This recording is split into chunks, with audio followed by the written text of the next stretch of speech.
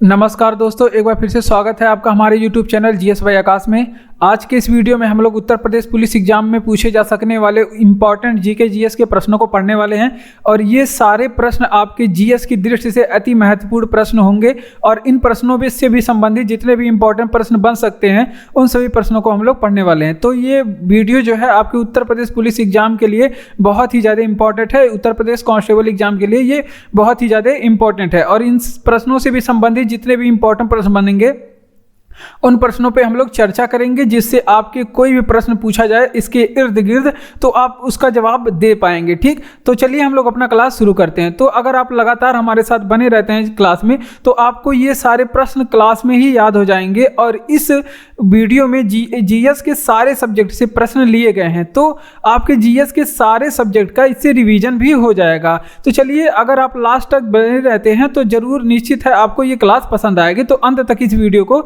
देखिएगा और हमारे साथ बने रहिएगा। कह रहा है कि पृथ्वी के अतिरिक्त किस ग्रह पे वायुमंडल पाया जाता है? पृथ्वी के अतिरिक्त यहाँ पे किस ग्रह पे वायुमंडल पाया जाता है? तो देखिए, पृथ्वी पे अतिरिक्त मंगल ग्रह पे क्या पाया जाता है? वायुमंडल पाया जाता है। ठीक, मंगल ग्रह पे। अब बात करते हैं अब मंगल ग्रह पे इंपॉर्टेंट प्रश्न। अब देख लेते हैं क्या क्या बनता है एग्जामों में, क्या क्या मंगल ग्रह से प्रश्न पूछे जाते हैं। अगर आपसे पूछे कि जीवन की संभावना किस ग्रह पे है, आपसे पूछ ले, अगर आपसे पूछ ले कि जीवन की संभावना किस ग्रह पे व्यक्त की जाती है, तो जीवन की जो संभावना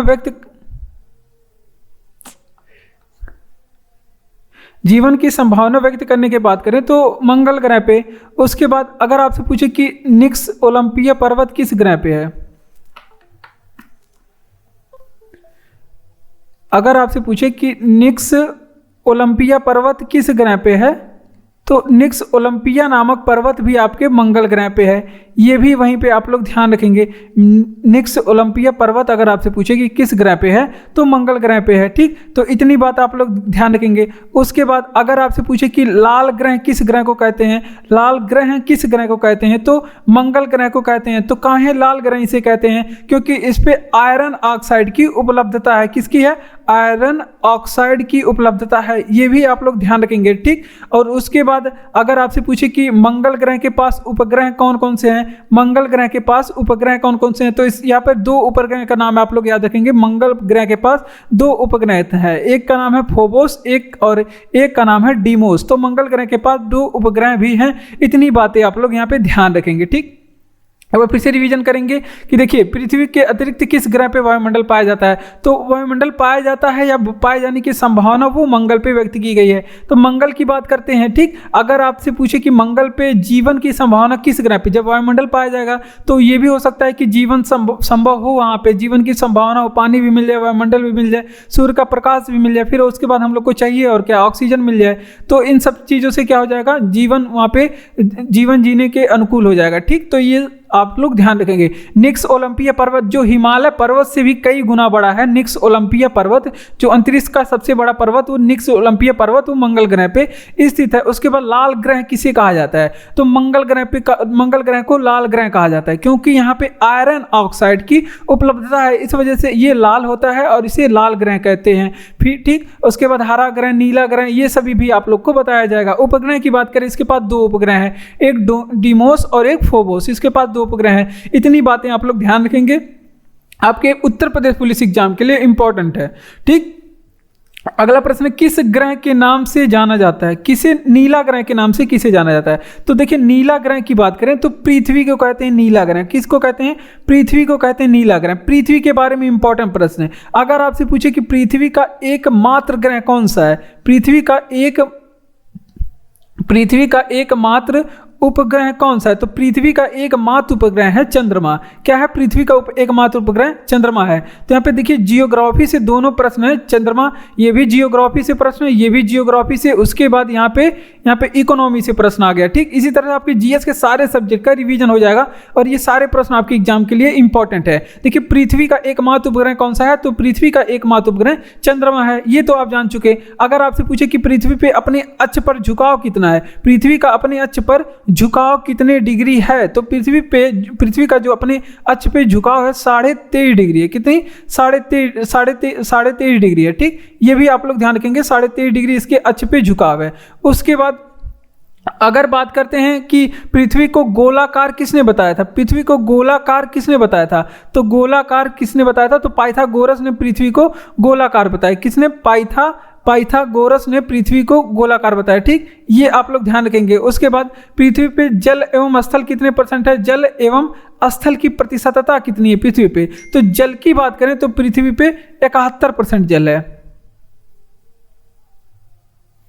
जल की बात करें तो पृथ्वी पे 71% बात है, लेकिन अगर स्थल की बात करें तो 29% भाग। उसके बाद स्थल की बात करें तो पृथ्वी पे 29% भाग पर भूभाग पे स्थल पाया जाता है। ठीक, तो ये भी यहाँ पे लोग ध्यान रखेंगे। पृथ्वी पे पूछा जाता है उष्मा का संचरण किस विधि से होता है, पृथ्वी पे उष्मा का संचरण किस विधि से होता है, ये भी एग्जाम में पूछा जाता है। तो पृथ्वी पे उष्मा के संचरण की जो विधि है उसे कहते हैं विकिरण विधि। विकिरण विधि से क्या होता है, उष्मा का संचरण होता है। ठीक, ये भी आप लोग ध्यान रखेंगे। ठीक, विकिरण विधि से यहाँ पे पृथ्वी पे उष्मा का संचरण। एक प्रश्न और यहाँ पे आप लोग ध्यान रखेंगे, अगर आपसे पूछ ले कि यहाँ पे नोट करेंगे, अगर आपसे पूछ ले कि पृथ्वी दिवस कब मनाते हैं, विश्व पृथ्वी दिवस कब मनाते हैं, ये भी एग्जाम में बहुत पूछा जाता है। तो 22 अप्रैल के दिन हम लोग पृथ्वी दिवस मनाते हैं। कब मनाते हैं? 22 अप्रैल के दिन। इतनी चीजें यहाँ पे महत्वपूर्ण है आपके उत्तर प्रदेश पुलिस एग्जाम के लिए। तो देखिए, नीला ग्रह के नाम से किसे जाना जाता है, पृथ्वी ग्रह को नीला ग्रह के नाम से जाना जाता है। ठीक, पृथ्वी का एकमात्र उपग्रह कौन सा है, तो यहाँ पे कोई भी प्रश्न उससे मिलता जुलता तो 4-5 प्रश्न बताना वो हमारा काम है। आपके एक प्रश्न से संबंधित 5-6 प्रश्नों को तैयार कराना हमारा काम है। देखिए, पृथ्वी का एकमात्र उपग्रह कौन सा है, चंद्रमा पृथ्वी का एकमात्र उपग्रह है। अगर आपसे पूछे अक्ष पे झुकाव कितना है, 23.5 डिग्री। अगर सतह से झुकाव पूछे तो 66.5 डिग्री हो जाता है। कितना? 66.5 डिग्री सतह के साथ झुकाव हो जाता है। उसके बाद पृथ्वी को गोलाकार किसने बताया था, तो पाइथागोरस ने पृथ्वी को गोलाकार बताया था। अगर आपसे पूछे पृथ्वी पे जल कितने % है, 71% भाग पे जल है। अगर पूछे स्थल कितने % है, तो 29% भाग पे पृथ्वी पे स्थल है। ये बात आप लोग ध्यान रखेंगे। पृथ्वी पे उष्मा का संचरण होता है विकिरण विधि के द्वारा, पृथ्वी पे उष्मा का संचरण होता है। पृथ्वी दिवस हम लोग कब मनाते हैं, तो 22 अप्रैल के दिन पृथ्वी दिवस मनाया जाता है। तो इतनी बातें आप लोग यहाँ पे याद रखेंगे। अगला प्रश्न मोस्ट इंपॉर्टेंट प्रश्न है आपके उत्तर प्रदेश पुलिस एग्जाम के लिए, अति महत्वपूर्ण प्रश्न है। भारतीय रिजर्व बैंक का राष्ट्रीयकरण कब हुआ था। बैंकों से भी संबंधित जितने भी इंपॉर्टेंट प्रश्न बनेंगे वो हम लोग देखेंगे। तो भारतीय रिजर्व बैंक, तो यहाँ पे ये भी एक टॉपिक है आपका, लेकिन यहाँ से जितने इंपॉर्टेंट प्रश्न बन सकते हैं वो हम लोग देखते हैं। राष्ट्रीयकरण की बात करें तो 1949 में भारतीय रिजर्व बैंक की राष्ट्रीयकरण कब हुआ था, तो इंपॉर्टेंट प्रश्न है 1949, आप लोग याद रखेंगे। लेकिन आपसे पूछे कि रिजर्व बैंक की, आप लोग से पूछे कि स्थापना कब हुई थी, तो ये भी इंपॉर्टेंट प्रश्न है 1 अप्रैल 1935 को। कब?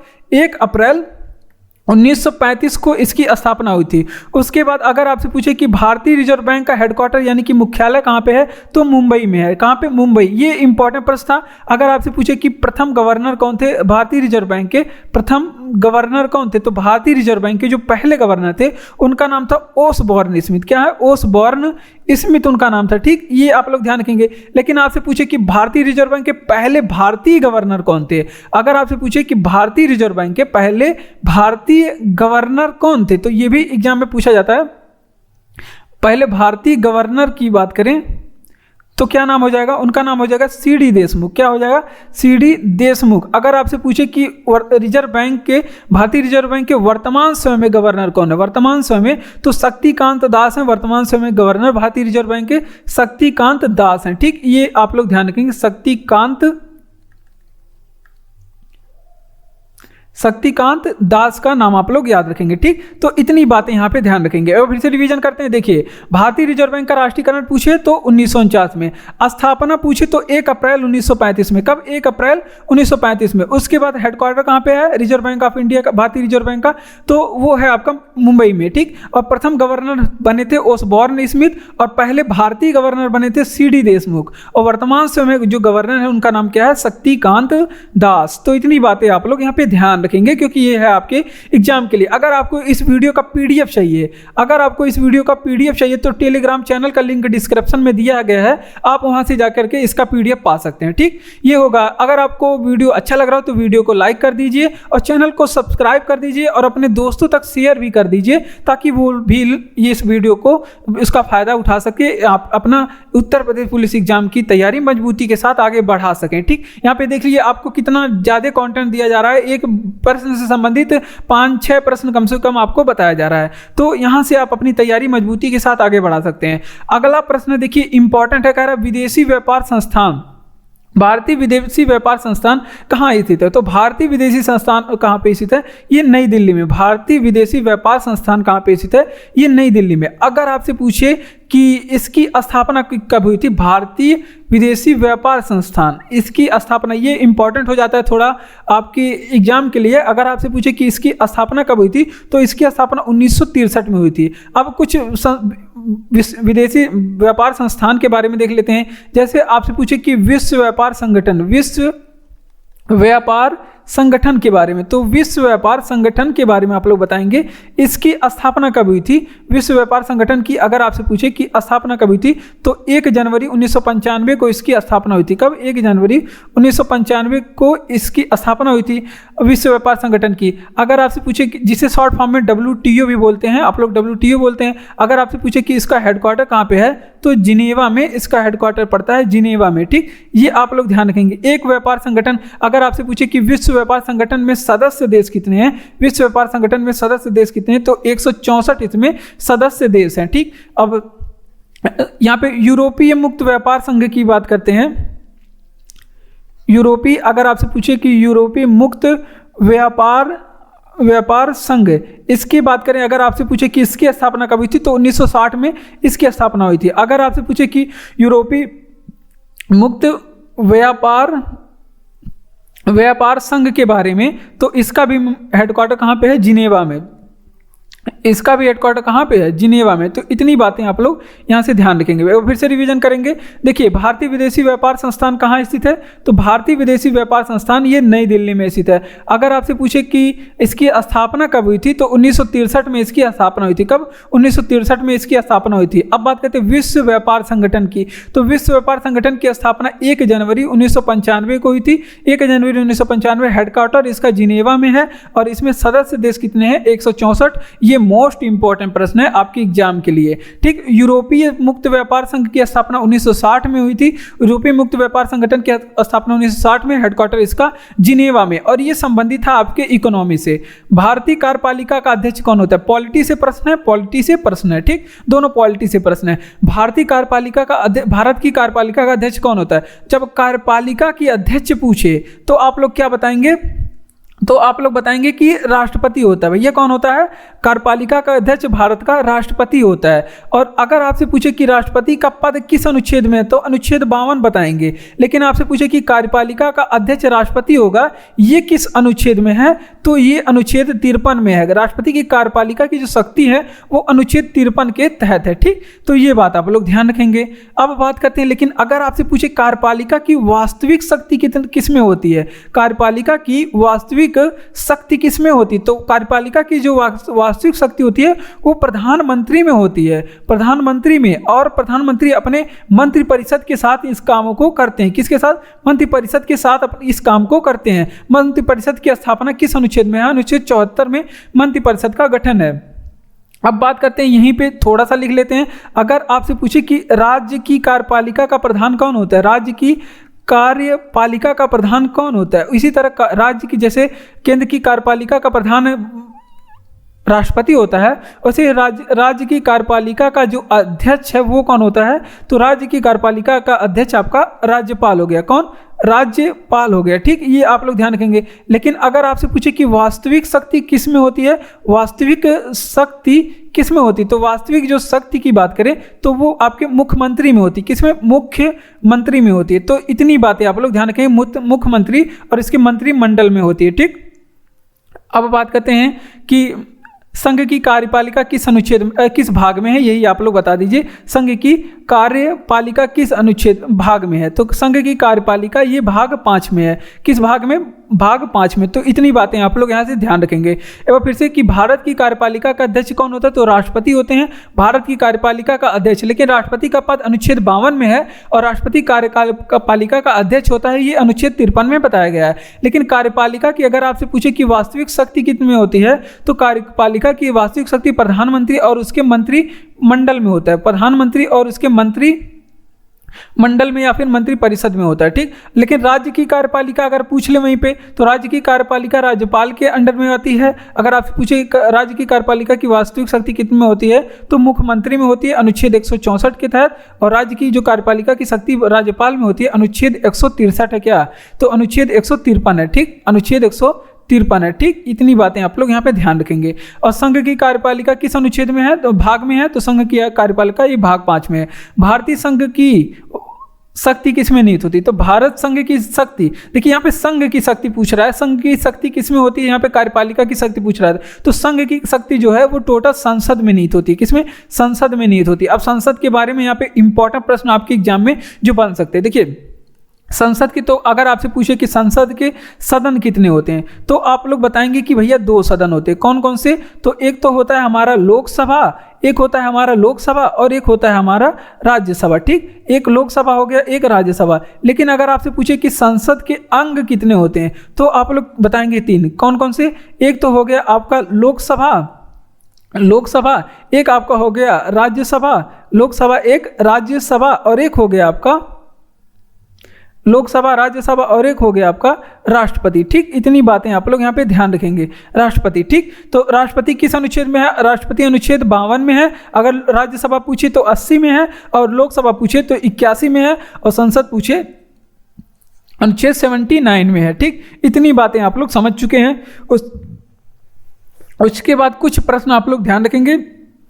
जैसे आपसे पूछे कि जो संघ की अवशिष्ट शक्तियां हैं वो किस में निहित होती है, संघ की जो अवशिष्ट शक्तियां हैं वो किस में निहित होती हैं, तो संघ की जो अवशिष्ट शक्तियां हैं वो संसद में निहित होती हैं। ये भी आप लोग ध्यान रखेंगे, संसद में। लेकिन अगर आपसे पूछे कि संसद को भंग कौन कर सकता है, संसद को भंग करने का अधिकार किसके पास है, तो संसद को भंग कर सकता है राष्ट्रपति, ठीक। राष्ट्रपति जी संसद को भंग कर सकते हैं। संसद को तो एक सदन तो अस्थायी होता है जिसे हम लोग कहते हैं राज्यसभा, लेकिन लोकसभा को भंग कर सकता है राष्ट्रपति। यही बात है कि संसद को भंग कौन कर सकता है या फिर लोकसभा को भंग कौन कर सकता है। देखिए संघ की शक्ति किस में होती है, संसद में होती है। अनुच्छेद 79 में संसद का गठन है। और संसद के सदन पूछ ले आपसे तो 2 सदन होते हैं, एक सदन होता है लोकसभा, एक होता है राज्यसभा, ठीक। ये संसद के 2 सदन है। लेकिन आपसे पूछे संसद के अंग कितने होते हैं, तो 3 सदन, एक लोकसभा जो कि अनुच्छेद 81 में है, और एक राज्यसभा जो कि अनुच्छेद 80 में है, और एक राष्ट्रपति जो अनुच्छेद नंबर 52 में है, ठीक। संसद की अवशिष्ट शक्तियां किस में है, तो संसद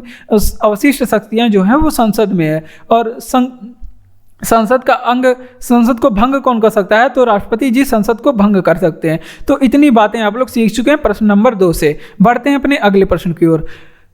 अगला प्रश्न है कि व्यक्तिगत स्वतंत्रता के लिए कौन सा रिट याचिका दायर की जाती है। इंपॉर्टेंट प्रश्न है और ये आपके पॉलिटी से प्रश्न है। यहाँ पे रिट जितने होते हैं, यहाँ पे रिट से संबंधित प्रश्न है, वो हम लोग सारे रिट को पढ़ने वाले हैं। तो देखिए व्यक्तिगत स्वतंत्रता के लिए जारी करने वाला जो रिट है वो बंदी प्रत्यक्षीकरण है। कौन सा है, बंदी प्रत्यक्षीकरण है, ठीक। ये भी आप लोग ध्यान रखेंगे, बंदी प्रत्यक्षीकरण।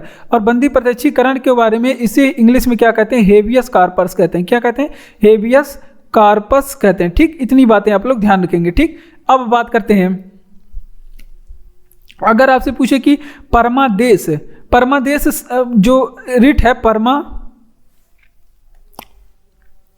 परमादेश रिट कब जारी की जाती है। कुछ रिटों के बारे में देख लेते हैं। तो परमादेश जो रिट है ये सरकारी पदाधिकारियों के विरुद्ध जारी किया जाता है। किसके द्वारा जारी किया जाता है, सरकारी पदाधिकारियों के विरुद्ध जारी किया जाता है। परमादेश जो रिट है सरकारी पदाधिकारियों के विरुद्ध जारी किया जाता है, ठीक। ये आप लोग ध्यान रखेंगे, किसके विरुद्ध जारी किया जाता है। जो परमादेश नामक रिट है वो सरकारी पदाधिकारियों के विरुद्ध हमेशा जारी किया जाता है। और प्रतिषेध नामक एक रिट है,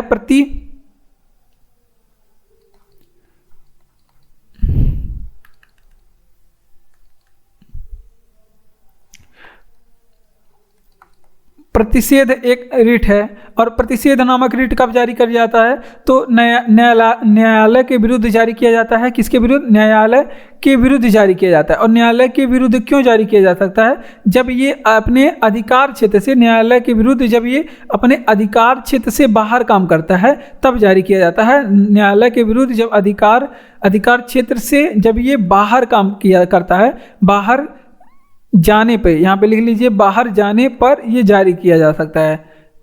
न्यायालय के अधिकार क्षेत्र के बाहर जाने पे ये जारी किया जा सकता है, जिसे कहते हैं क्या, प्रतिषेध। अगर आपसे पूछे कि रिट किस भाषा का शब्द है, रिट किस भाषा का शब्द है, तो रिट जो है ये लैटिन भाषा का शब्द है। किस भाषा का शब्द है, लैटिन भाषा का शब्द है रिट। ठीक, एक बार फिर से रिवीजन करेंगे कि व्यक्तिगत स्वतंत्रता के लिए कौन सी रिट जारी की जाती है। तो व्यक्तिगत स्वतंत्रता के लिए वंदी प्रत्यक्षीकरण जारी किया जाता है, जिसका इंग्लिश होता है हैवियस कॉर्पस। ठीक, और परमादेश रिट कब जारी किया जाता है, तो परमादेश सरकारी पदाधिकारियों के विरुद्ध जारी किया जाता है। किसके विरुद्ध, सरकारी पदाधिकारियों के विरुद्ध। प्रतिषेध नामक रिट कब जारी किया जाता है, जब कोई न्यायालय अपने अधिकार क्षेत्र से बाहर काम करे या फैसला करे तो वो जारी करता है।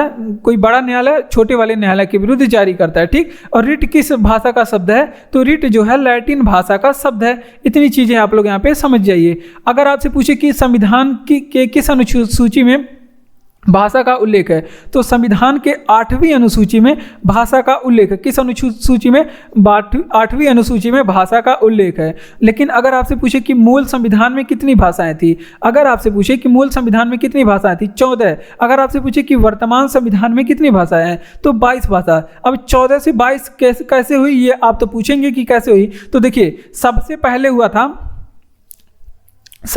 हुआ था 71वां संविधान संशोधन। सबसे पहले हुआ था 21वां संविधान संशोधन। कब हुआ था, 21वां संविधान संशोधन, ये हुआ था 1967 में। कब हुआ था, 1967 में। इसके तहत सिंधी भाषा को जोड़ी गई थी। कौन सी भाषा, सिंधी भाषा को जोड़ी गई थी, और ये 15वीं भाषा थी। ठीक, तो ये आप लोग ध्यान रखेंगे। उसके बाद होता है आपका 71वां संविधान संशोधन। 71वां संविधान संशोधन 1992। 71वां संविधान संशोधन 1992। इसके तहत 3 भाषाएं जोड़ी गई। कौन कौन सी, ये आप लोग ध्यान रखेंगे। नेपाली, इसके तहत 3 भाषा, नेपाली मणिपुरी और कोकड़ी। नेपाली, मणिपुरी, कोकड़ी, इसके तहत 3 भाषाएं जोड़ी गई। ठीक, उसके बाद होता है 92वां संविधान संशोधन। 92वां संविधान संशोधन 2002 में हुआ था। 92वां संविधान संशोधन जो कि 2003 में हुआ था, सॉरी। इसके तहत 4 भाषाएं जोड़ी गई। कौन कौन सी, इसके तहत 4 भाषाएं। एक तो आपका बोडो डोंगरी, संथाली और मैथिली, 4 भाषाएं जोड़ी गई। तो इस तरह से अब कितनी भाषाएं हो गई, इस तरह से हमारे संविधान में अब कुल भाषाओं की संख्या 22 हो गई। ठीक, तो इतनी चीज़ें आप लोग ध्यान रखेंगे। वो फिर से रिवीजन करेंगे कि संविधान के किस अनुसूची में भाषा का उल्लेख है, तो 8वीं अनुसूची में भाषाओं को रखा गया है, और मूल संविधान में भाषाएं थी 14, लेकिन वर्तमान समय में भाषाओं की संख्या है 22। कब जुड़ी, तो सबसे पहले बार जुड़ी थी 21वां संविधान संशोधन 1967 के द्वारा सिंधी को 15वीं मूल भाषा बनाया गया, तो 15वीं भाषा बनाया गया थी। 71वां संविधान संशोधन 1992 के तहत 3 भाषाओं को जोड़ा गया, नेपाली, मणिपुरी और कोकड़ी, और फिर 92वां संविधान संशोधन के तहत बोडो डोंगरी, संथाली और मैथिली को भी जोड़ा गया। बोडो डोंगरी, संथाली और मैथिली को जोड़ा गया। तो इस तरह से हमारे संविधान में वर्तमान समय में 22 भाषाएं हो गई हैं।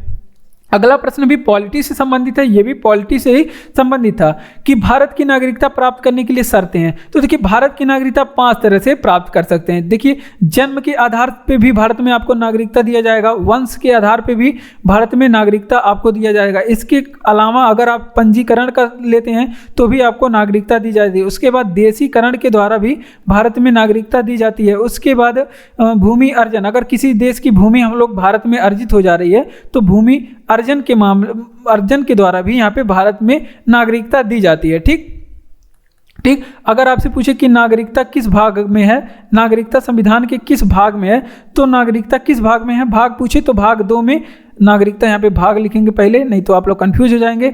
नागरिकता भाग किस में है, 2। अगर आपसे पूछे कि किस अनुच्छेद में है नागरिकता, तो अनुच्छेद 5 से 11 में नागरिकता का वर्णन है। अगर आपसे पूछे कि नागरिकता किस देश से लिया गया है, तो नागरिकता जो है वो ब्रिटेन से लिया गया। और यहाँ पे लिखेंगे आप लोग, अगर आपसे पूछे भारत में कैसी नागरिकता है, भारत में एकल नागरिकता का प्रावधान है। कि कैसी नागरिकता है भारत में, भारत में एकल नागरिकता का प्रावधान है। ठीक, इतनी चीजें यहाँ पे आप लोग ध्यान रखेंगे, भारत में एकल नागरिकता का प्रावधान है। अगर आपसे पूछे कि भारत में नागरिकता अधिनियम, मोस्ट इंपॉर्टेंट प्रश्न है यूपी पुलिस के लिए, भारत में नागरिकता अधिनियम कब आया था, भारत में नागरिकता अधिनियम कब आया था, तो ये 1955 में आया था नागरिकता अधिनियम। और ये इंपॉर्टेंट प्रश्न है, कई बार एग्जाम में टपका है, ठीक, तो आगे भी टपक सकता है। तो देखिए भारत में नागरिकता का प्राप्त करने के लिए शर्तें, तो देखिए आप जन्म के आधार पर नागरिकता भारत में पा सकते हैं, वंश के आधार पर नागरिकता पा सकते हैं, पंजीकरण के आधार पर और देशीकरण के आधार पर, भूमि अर्जन के आधार पर। तो ये 5 तरह से भारत में नागरिकता पा सकते हैं। नागरिकता किस भाग में है, इंपॉर्टेंट प्रश्न है, भाग 2 में। अगर आपसे पूछे कि किस अनुच्छेद में है, तो अनुच्छेद 5 से लेकर 11 तक का वर्णन है नागरिकता। और कहां से लिया गया, ब्रिटेन से। भारत में एकल नागरिकता का प्रावधान है। और नागरिकता अधिनियम कब आया था, तो नागरिकता अधिनियम 1955 में आया था। नागरिकता अधिनियम कब आया था, तो 1955 में नागरिकता अधिनियम आया था। तो इतनी बातें आप लोग यहाँ पे ध्यान रखेंगे। बढ़ते हैं अपने अगले प्रश्न की ओर। अगला प्रश्न है हमारा, कह रहा है कि विंग्स ऑफ फायर किसकी आत्मकथा है। तो विंग्स ऑफ फायर एग्जामों में कई बार धमाल मचाने वाला प्रश्न, विंग्स ऑफ फायर प्रश्न कई बार एग्जामों में धमाल मचा चुका है, क्योंकि ये एग्जाम में बहुत पूछा जाता है। तो देखिए विंग्स ऑफ फायर ये एपीजे अब्दुल कलाम की पुस्तक है। किसकी, एपीजे अब्दुल कलाम की पुस्तक है, ठीक, एपीजे अब्दुल कलाम की पुस्तक है विंग्स ऑफ फायर। ये आप लोग ध्यान रखेंगे। तो इनकी ये आत्मकथा है। तो कुछ आत्मकथा हम लोग भी देख लेते हैं जो हमारे एग्जाम में टपक सकता है। देखिए तुजुक ए जहांगीरी, तुजुक, यहाँ पे देखिए अगर आप जीएस नहीं पढ़े हैं तो मतलब क्या बोलते हैं, हिस्ट्री नहीं पढ़े हैं, तो हिस्ट्री का भी आपको यहाँ पे रिवीजन हो जाएगा। जो इंपॉर्टेंट प्रश्न ज़्यादा होते हैं वो उनका रिवीजन हो जाएगा। तुजुक ए जहांगीरी, तो ये तुजुक ए जहांगीरी ये किसकी है आत्मकथा, तो तुजुक ए जहांगीरी ये जहांगीर की आत्मकथा है। एग्जाम में जहांगीर मतलब आएगा तो आप लगा देंगे, लेकिन ये आप नहीं बता पाएंगे कि ये किस भाषा में। तो ये भी आप नोट करेंगे, ये फारसी भाषा में लिखा गया। किस भाषा में, फारसी भाषा में लिखा गया। क्योंकि यहाँ पे जहांगीर है तो आप जान जाएंगे कि ये जहांगीर का आत्मकथा है, लेकिन आप भाषा नहीं बता पाएंगे, तो भाषा आप लोग लिखेंगे फारसी भाषा।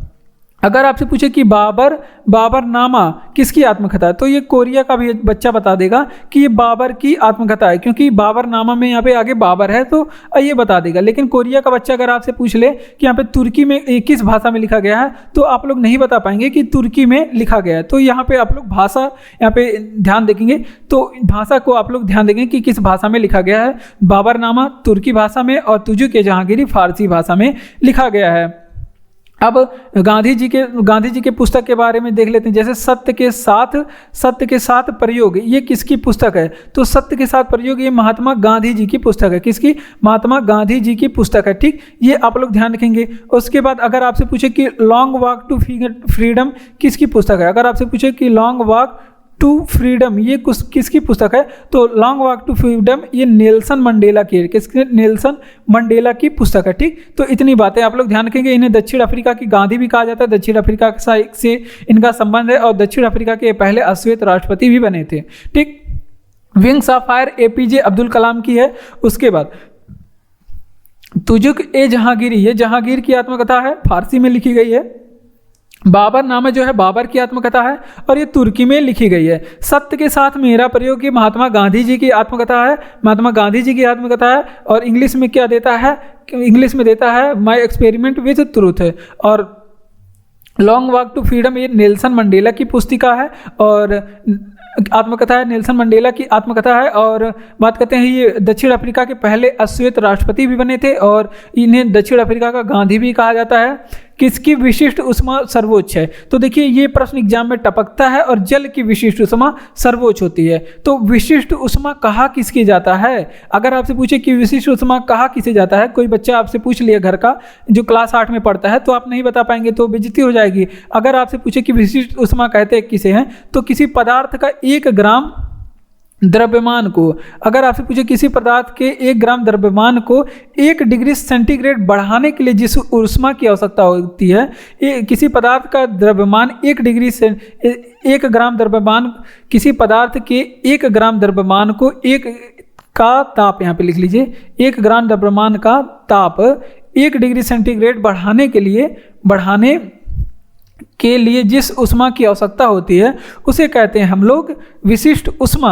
अब बात करते हैं, अगर आपसे पूछे कि विशिष्ट उष्मा का एसआई मात्रक बताइए, अगर आपसे पूछे कि विशिष्ट उष्मा का एसआई मात्रक बताइए, तो इसका एसआई मात्रक होता है, यहाँ पे लिखेंगे आप लोग जूल प्रति किलोग्राम, जूल प्रति किलोग्राम प्रति केल्विन इसका एसआई मात्रक होता है, जूल प्रति किलोग्राम प्रति केल्विन इसका एसआई मात्रक होता है। ठीक, अगर आपसे पूछे कि जल का पीएच कितना होता है, जल का पीएच मान कितना होता है, तो 7 होता है। लेकिन अगर वहीं पूछ ले कि समुद्री जल का पीएच मान कितना होता है, समुद्री जल का पीएच मान कितना होता है, तो समुद्री जल आप लोग जानते हैं खारा होता है, तो 8.4 होता है। ये आप लोग ध्यान रखेंगे। एक बार फिर से रिवीजन करेंगे सारे प्रश्नों का। देखिए, किसकी जल विशिष्ट ऊष्मा सर्वोच्च होती है, तो जल की विशिष्ट ऊष्मा सर्वोच्च होती है। और विशिष्ट ऊष्मा कहा किसे जाता है, तो देखिए 1 ग्राम किसी पदार्थ के 1 ग्राम द्रव्यमान का ताप 1 डिग्री सेंटीग्रेड बढ़ाने के लिए जिस ऊष्मा की आवश्यकता होती है उसे कहते हैं विशिष्ट ऊष्मा।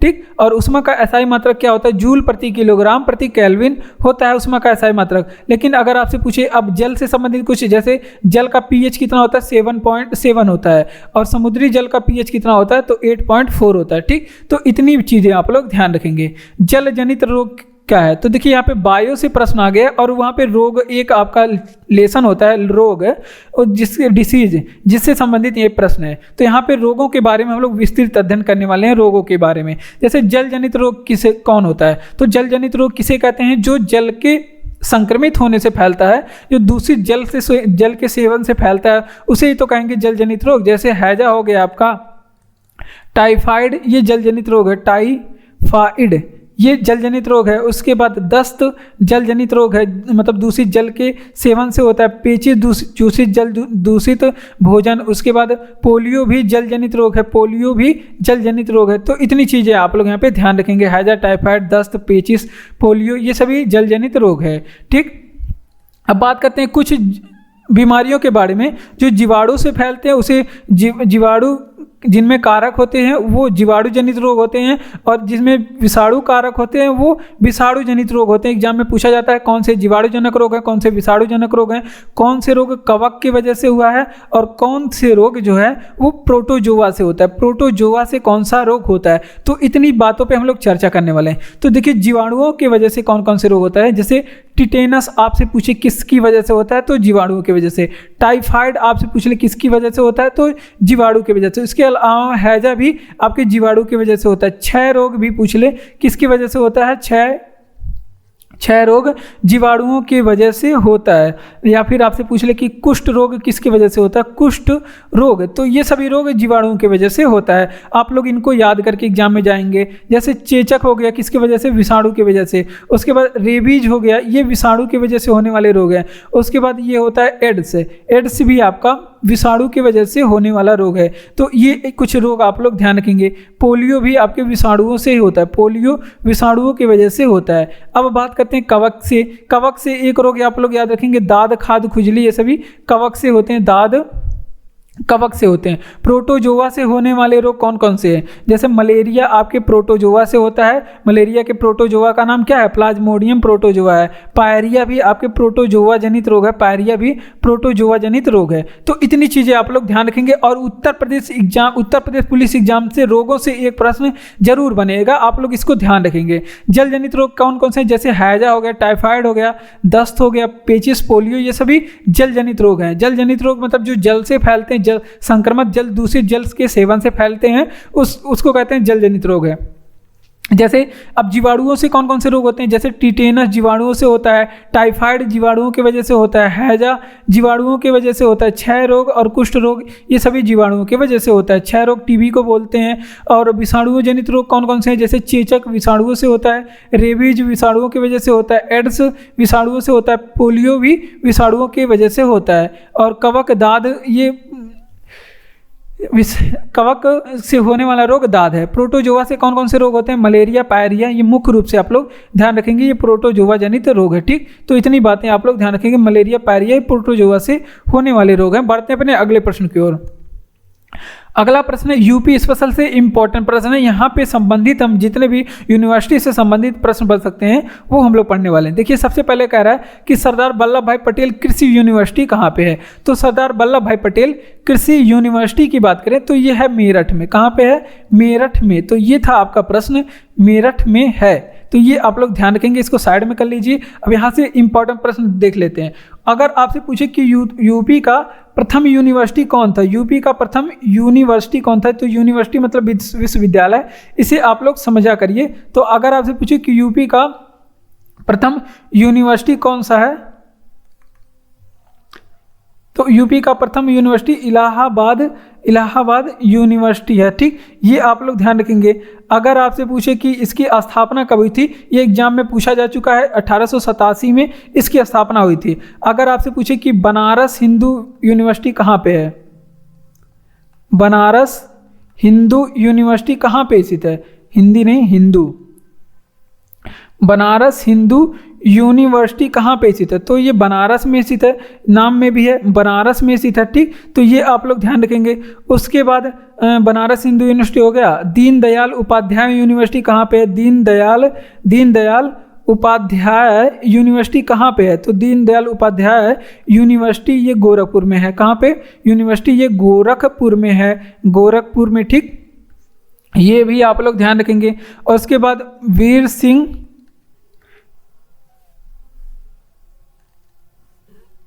वीर बहादुर सिंह यूनिवर्सिटी आप लोग बताएंगे कहाँ पे है, वीर बहादुर सिंह यूनिवर्सिटी कहाँ पे है। वीर बहादुर सिंह पूर्वांचल यूनिवर्सिटी भी होता है, लेकिन ये कहाँ पे है आप लोग यहाँ पे ध्यान रखेंगे, जैनपुर में स्थित है। यहाँ पे शॉर्ट फॉर्म में बता रहे हैं, लेकिन इससे आपका काम बन जाएगा। देखिए हमने बताया क्या आपको, सरदार वल्लभ भाई पटेल कृषि विश्वविद्यालय कहाँ पे है, मेरठ में है, ये हमने बताया। उसके बाद हमने क्या बताया कि उत्तर प्रदेश का प्रथम यूनिवर्सिटी कौन था, भैया आप बताइए, तो इलाहाबाद यूनिवर्सिटी था, 1887 में इसकी स्थापना हुई और ये यूपी की प्रथम यूनिवर्सिटी थी। बनारस हिंदू यूनिवर्सिटी कहाँ पे है, तो ये बनारस में है, बनारस हिंदू यूनिवर्सिटी कहाँ पे, बनारस में। दीनदयाल उपाध्याय यूनिवर्सिटी कहाँ पे है, तो ये गोरखपुर में है, दीनदयाल उपाध्याय यूनिवर्सिटी। वीर बहादुर सिंह यूनिवर्सिटी कहाँ पे है, तो वीर बहादुर सिंह यूनिवर्सिटी जैनपुर में स्थित है, ठीक, जौनपुर या फिर जैनपुर में स्थित है। तो यहाँ पे जौनपुर लिखिए आप लोग, जौनपुर में। अगला प्रश्न है ट्रांसफार्मर किस में काम आता है, साइंस से संबंधित प्रश्न है। साइंस भी आपको एग्जाम में मिल सकता है, 5 नंबर का साइंस मिलेगा जरूर।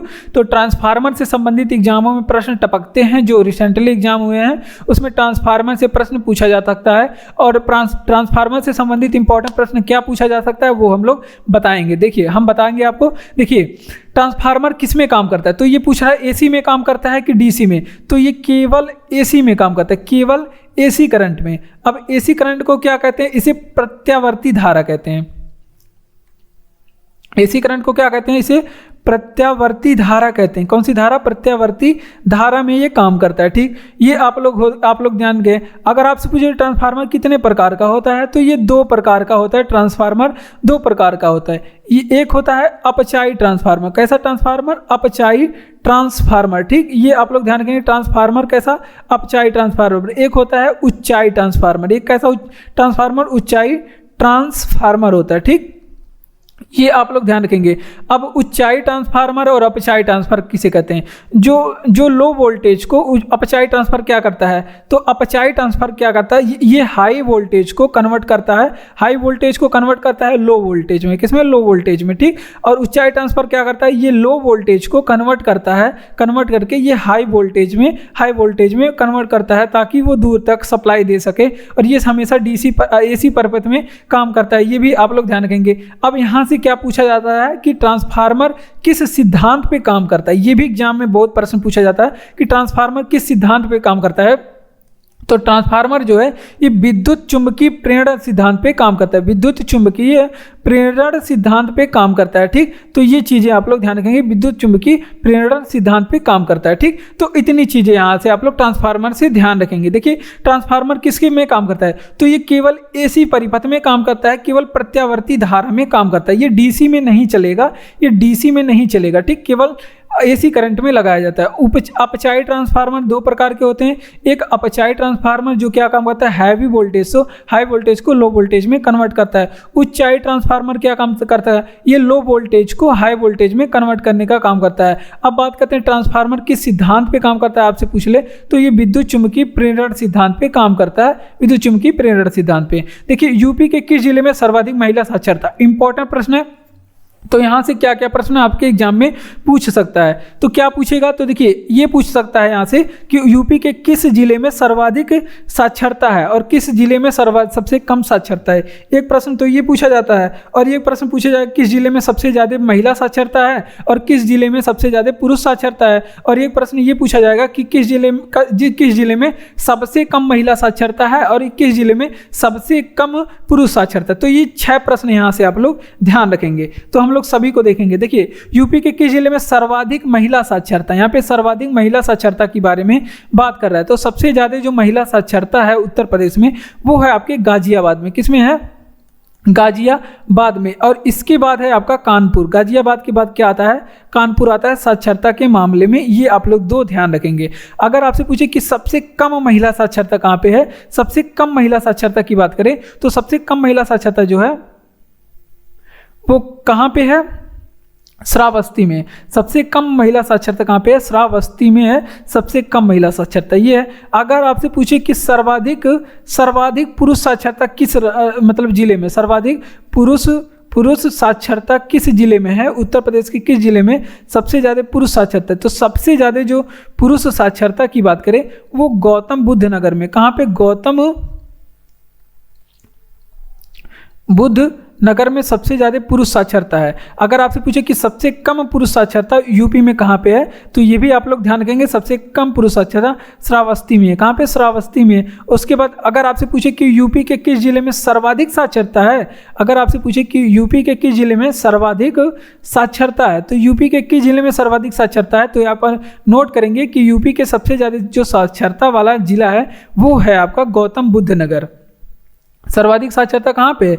गौतम बुद्ध नगर सर्वाधिक साक्षरता है। और यहाँ पे कितने हैं? 80.1% यहाँ पे साक्षरता है। अगर आपसे पूछे कि उत्तर प्रदेश में सबसे कम साक्षरता किस जिले में है, तो वहाँ पे भी इसका भी जवाब हो जाएगा श्रावस्ती। और श्रावस्ती में कितनी साक्षरता है, तो यहाँ पे 46.7% यहाँ परसेंटेज सहित आप लोग याद रखेंगे। तो यहाँ से इतने तरह का प्रश्न पूछा जाएगा आपके। और ये प्रश्न जो है यूपी स्पेशल से संबंधित है, यूपी स्पेशल से संबंधित प्रश्न है। और ये आपके उत्तर प्रदेश पुलिस एग्जाम के लिए बहुत ज़्यादा इंपॉर्टेंट है, उत्तर प्रदेश कांस्टेबल एग्जाम के लिए बहुत ज़्यादा इंपॉर्टेंट है। उत्तर प्रदेश के किस जिले में सर्वाधिक महिला साक्षरता है, तो सबसे ज्यादा साक्षरता महिला गाजियाबाद में, दूसरे नंबर पे कानपुर है। अगर आपसे पूछे सबसे कम साक्षरता कहां पे है, तो श्रावस्ती में है उत्तर प्रदेश में। और अगर आपसे पूछे कि उत्तर प्रदेश में पुरुष साक्षरता सबसे ज्यादा किस जिले में है, तो गौतम बुद्ध नगर में सबसे ज्यादा पुरुष साक्षरता है। अगर आपसे पूछे कि सबसे कम पुरुष साक्षरता कहां पे है, तो श्रावस्ती में सबसे कम पुरुष साक्षरता श्रावस्ती में। अगर आपसे पूछे कि उत्तर प्रदेश में सर्वाधिक साक्षरता कहां पे है, तो गौतम बुद्ध नगर में सर्वाधिक साक्षरता 80.1%। अगर आपसे पूछे कि उत्तर प्रदेश में सबसे कम साक्षरता किस जिले में है, तो श्रावस्ती में सबसे कम साक्षरता 46.71% है। ठीक, इतनी बातें आप लोग यहाँ पे ध्यान रखेंगे। अगला प्रश्न है कि अगर आपको वीडियो अच्छा लग रहा हो तो वीडियो को लाइक कर दीजिए, चैनल को सब्सक्राइब करके हमारे साथ जुड़ जाइए, अपने दोस्तों तक भी इस वीडियो को शेयर करिए ताकि वो लोग भी इस वीडियो का लाभ उठा सकें। कमेंट बॉक्स में अगर आप कमेंट करके बताते हैं कि ये वीडियो आपको कैसा लगा या फिर कुछ कमी दिख रही है आपको, तो उसमें अगर आप बता सकते हैं हमें कि कौन सा सुधार करना है, तो आपका बहुत बहुत धन्यवाद होगा। और PDF चैनल आपको टेलीग्राम पर मिल जाएगा, PDF का लिंक जो है डिस्क्रिप्शन में। अगले प्रश्न की ओर। अगला प्रश्न है कि बाघों के शहर का नाम से उत्तर प्रदेश का कौन सा शहर प्रसिद्ध है। तो यहाँ से इंपॉर्टेंट प्रश्न जितने बन सकते हैं हम लोग पढ़ने वाले हैं। तो बाघों के शहर के नाम से, और ये प्रश्न उत्तर प्रदेश पुलिस एग्जाम के लिए बहुत ही ज़्यादा इंपॉर्टेंट होगा क्योंकि ये यूपी स्पेशल से संबंधित प्रश्न है। और इन प्रश्नों से संबंधित जितने भी प्रश्न बन सकते हैं आपके एग्जाम के लिए इंपॉर्टेंट, वो हम बता रहे हैं। देखिए क्या पूछेगा, बाघों का शहर कौन सा है, तो बाघों के शहर कहा जाता है लखनऊ। अब लखनऊ से संबंधित इंपॉर्टेंट प्रश्न जितने भी इंपॉर्टेंट बन सकते हैं वहां पे देख लेते हैं, अधिकतम प्रश्नों को हम लोग देखेंगे। तो देखिए लखनऊ में बाघों का शहर कहा जाता है, और बाघों के नाम से लखनऊ का कुछ शहर प्रसिद्ध है, कुछ प्रसिद्ध शहर भी हैं लखनऊ में, वो हम लोग देख लेते हैं। जैसे कौन सा शहर है लखनऊ में प्रसिद्ध है बाघों के नाम पे, जैसे चार बाग है, चार बाग ये बाघों के लिए ही प्रसिद्ध है, चार बाग हो गया।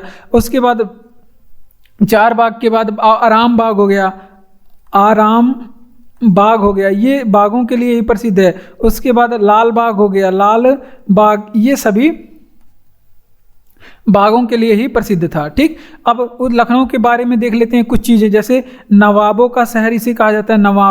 नवाबों का शहर किसे कहा जाता है? तो लखनऊ शहर को ही नवाबों का शहर कहा जाता है। ठीक, ये आप लोग ध्यान रखेंगे। उसके बाद बात करते हैं, इसे उत्तर प्रदेश को मतलब लखनऊ को तहजीब का शहर भी कहा जाता है। इसे तहजीब का शहर भी कहा जाता है, ये भी आप लोग ध्यान रखेंगे। क्या कहा जाता है? इसे तहजीब का शहर भी कहा जाता है। उसके बाद कुछ लखनऊ में चीज़ें प्रसिद्ध है, जैसे आपसे पूछे कि बड़ा इमाम बाड़ा कहाँ पे स्थित है? बड़ा इमाम बाड़ा कहाँ पे स्थित है? तो अगर आपसे पूछे कि छोटा इमाम बाड़ा कहाँ पे स्थित है, छोटा इमाम बाड़ा कहाँ पे स्थित है, तो भी आप लोग ध्यान रखेंगे लखनऊ में है। उसके बाद रूमी दरवाज़ा, अगर आपसे पूछ ले कि रूमी दरवाज़ा कहाँ पे स्थित है, तो ये सभी चीज़ें जो है, ये सभी चीज़ें ये कहाँ पे है? ये सभी चीज़ें लखनऊ में स्थित। कहाँ पे? लखनऊ में। इतनी बातें आप लोग यहाँ से ध्यान रखेंगे। वो फिर से रिवीजन करेंगे कि बागों के शहर के नाम से उत्तर प्रदेश का कौन सा शहर प्रसिद्ध है? तो लखनऊ को कहा जाता है बागों का शहर। किसे कहा जाता है? लखनऊ को कहा जाता है। और प्रसिद्ध क्यों है? तो इस यहाँ पे प्रसिद्ध है बागों के लिए। और कुछ शहर की बात करें, जैसे चार बाग, ये बागों के लिए प्रसिद्ध है। आराम बाग, ये बागों के नाम पे इसके नाम पड़ा है। लाल बाग, बागों के नाम पे नाम पड़ा है। नवाबों का शहर किसे कहा जाता है? लखनऊ को। तहजीब का शहर किसे कहा जाता है? लखनऊ को। बड़ा इमाम बाड़ा कहाँ पे स्थित है? लखनऊ में। छोटा इमाम बाड़ा कहाँ पे स्थित है? लखनऊ में। रूमी दरवाजा, ये सभी लखनऊ में स्थित है। ठीक, इतनी चीजें आप लोग यहाँ पे ध्यान रखेंगे। उत्तर प्रदेश में द्विसदनी व्यवस्थापिका का अर्थ क्या है? इंपॉर्टेंट प्रश्न है, यहाँ पे प्रश्न पूछा जाता है द्विसदनी व्यवस्थापिका से संबंधित। तो देखिए क्या प्रश्न यहाँ पे है, तो देखिए उत्तर प्रदेश में द्विसदनात्मक विधायिका का अर्थ क्या होता है? व्यवस्थापिका का अर्थ है। तो द्विसदनात्मक व्यवस्थापिका किसे कहते हैं? जहाँ पे विधानसभा भी हो, जहाँ पे विधानसभा भी हो और विधानसभा और विधान परिषद दोनों हो, विधान परिषद दोनों हो, तो उसे कहते हैं द्विसदनी व्यवस्थापिका। वर्तमान समय में 6 राज्य ऐसे हैं जहाँ पे विधानसभा भी है और विधान परिषद दोनों है। ठीक, ये आप लोग ध्यान रखेंगे।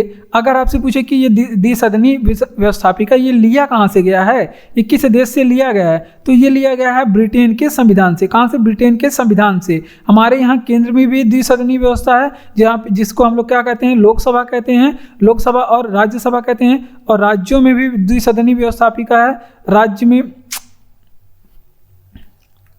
राज्यों में भी द्विसदनी व्यवस्थापिका है, जिसको हम लोग क्या कहते हैं? विधानसभा कहते हैं और विधान परिषद कहते हैं। ठीक, ये आप लोग ध्यान रखेंगे। अब फिर से बढ़ते हैं आते हैं अपने प्रश्न पे, उत्तर प्रदेश की विधानसभा पे। तो उत्तर प्रदेश की विधानसभा में अगर आपसे पूछे कि विधानसभा में उत्तर प्रदेश में सीट कितनी है, उत्तर प्रदेश में सीट कितनी है विधानसभा में, तो 403 सीटें हैं। अगर आपसे पूछे कि सर्वाधिक सीट किस जिले से आती है, उत्तर प्रदेश विधानसभा में सर्वाधिक सीट कितनी आती, कहाँ से आती है, तो इलाहाबाद में यहाँ पे सर्वाधिक सीट आती है, इलाहाबाद में। और कितनी सीटें हैं, तो 12 सीटें हैं। अगर आपसे पूछे कि कम सीट कहाँ से आती है, तो यहाँ पे 3 जिला आप लोग याद रखेंगे। श्रावस्ती से कम सीट आती है, उसके बाद महोबा से भी कम सीट आती है, श्रावस्ती, महोबा, और फिर उसके बाद आ जाएगा आपका चित्रकूट। यहाँ से कितनी सीटें आती हैं, तो यहाँ से तीनों जगह से 2-2 सीट, मात्र 2-2 सीट आती है। ठीक, तो ये बातें आप लोग यहाँ पे ध्यान रखेंगे। ठीक, अगर आपसे पूछे कि विधान परिषद के बारे में, अगर आपसे पूछे कि विधान परिषद में उत्तर प्रदेश में कितनी सीटें हैं, यूपी विधान परिषद में कितनी सीटें हैं, तो 100 सीटें हैं। इतनी बातें आप लोग यहाँ से ध्यान रखेंगे। उत्तर प्रदेश में द्विसदनी व्यवस्थापिका का अर्थ क्या है, तो द्विसदनी व्यवस्थापिका का अर्थ जहाँ विधानसभा भी हो और विधान परिषद दोनों भी हो, तो उसे द्विसदनी व्यवस्थापिका कहते हैं। हमारे सभी राज्यों में द्विसदनी व्यवस्थापिका नहीं है, हमारे 6 राज्यों में केवल द्विसदनी व्यवस्थापिका है। और द्विसदनी व्यवस्थापिका लिया कहाँ से गया है, ब्रिटेन से लिया गया है। जैसे यहाँ पे क्या होता है, केंद्र में भी द्विसदनी व्यवस्थापिका यानी कि द्विसदन होते हैं, लोकसभा और राज्यसभा। अभी आगे प्रश्न में हमने बताया ही आपको लोकसभा और राज्यसभा के बारे में। और राज्य में भी 2 सदन होते हैं, जिसे क्या कहते हैं, विधानसभा और विधान परिषद बोलते हैं। और उत्तर प्रदेश विधानसभा में सीट कितनी है, 403 सीटें हैं। और सर्वाधिक सीटें किस राज्य जिले से आती है, तो इलाहाबाद से 12 सीटें। उसके बाद सबसे कम सीटें कहाँ से आती है, तो श्रावस्ती, महोबा, चित्रकूट, इन जगहों से 2-2 सीटें आती हैं। कितनी सीटें, 2-2 सीटें आती हैं विधानसभा में। ठीक, ऊर्जा के किस रूप से वायु प्रदूषण नहीं होता, तो ऊर्जा के किस रूप से, तो यहाँ पे सौर ऊर्जा से वायु प्रदूषण नहीं होता। कौन सी ऊर्जा से, सौर ऊर्जा से क्या होता है, वायु प्रदूषण नहीं होता। सौर ऊर्जा भी 2 तरह का होता है, आगे हम आपको बताएंगे। अब वायु प्रदूषण से संबंधित इंपॉर्टेंट प्रश्न क्या हो सकता है वो हम लोग देख लेते हैं। जैसे अगर आपसे पूछे कि वायु प्रदूषण का सूचक क्या होता है, तो वायु प्रदूषण के सूचक होते हैं लाइकेन।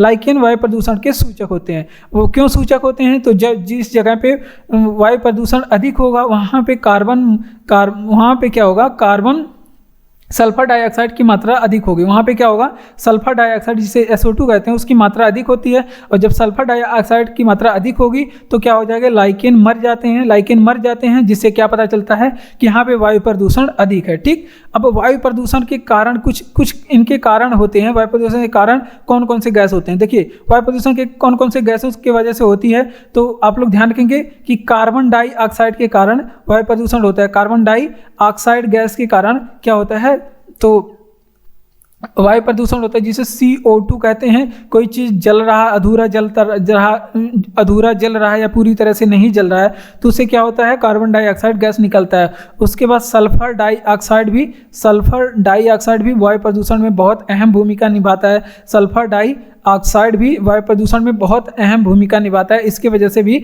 गजब का वायु प्रदूषण फैलता है। ठीक, जिसे SO2 बोलते हैं। उसके बाद कार्बन मोनोऑक्साइड, ठीक, कार्बन मोनोऑक्साइड, ठीक, जो कि कहाँ से निकलता है कार्बन मोनोऑक्साइड, ये वायुयानों मतलब परिवहन से निकलता है कार्बन मोनोऑक्साइड, जिसे CO बोलते हैं, कार्बन मोनोऑक्साइड। ये भी आप लोग ध्यान रखेंगे। उसके बाद नाइट्रोजन ऑक्साइड, ये भी आपके वायु प्रदूषण में अहम भूमिका निभाता है। और नाइट्रोजन ऑक्साइड के बारे में बात करें, फार्मूला NO होता है।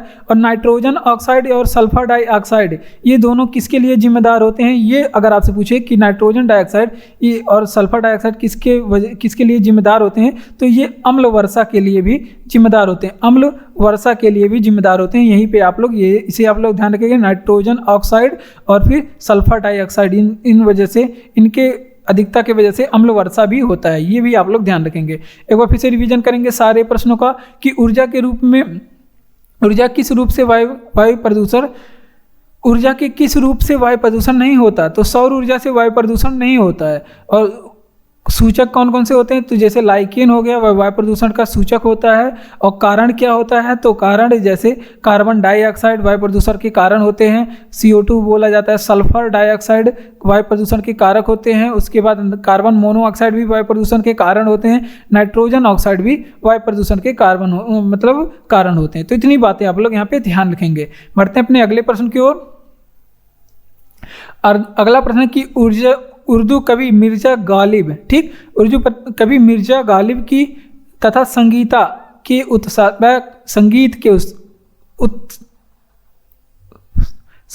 के उस्ताद फयाज खां का जन्म स्थान कौन सा है?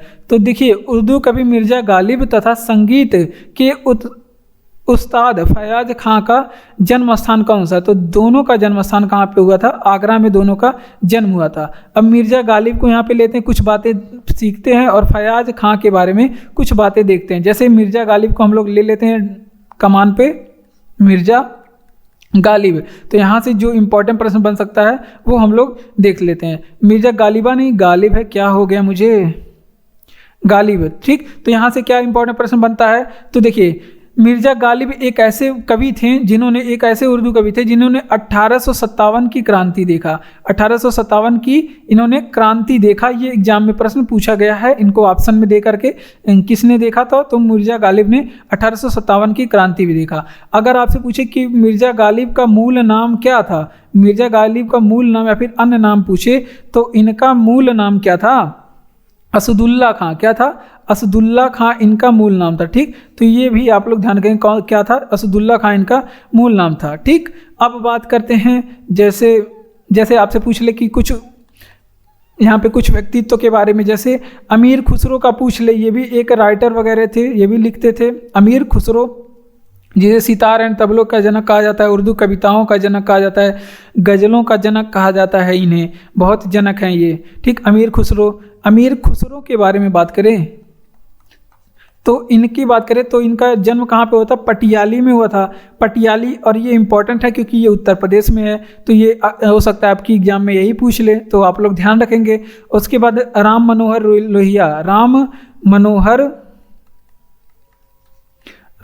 लोहिया, ये कहाँ के हैं, तो ये भी आपके अकबरपुर के हैं, अकबरपुर उत्तर प्रदेश के हैं। ठीक, तो ये बातें आप लोग ध्यान रखेंगे, अकबरपुर उत्तर प्रदेश के हैं।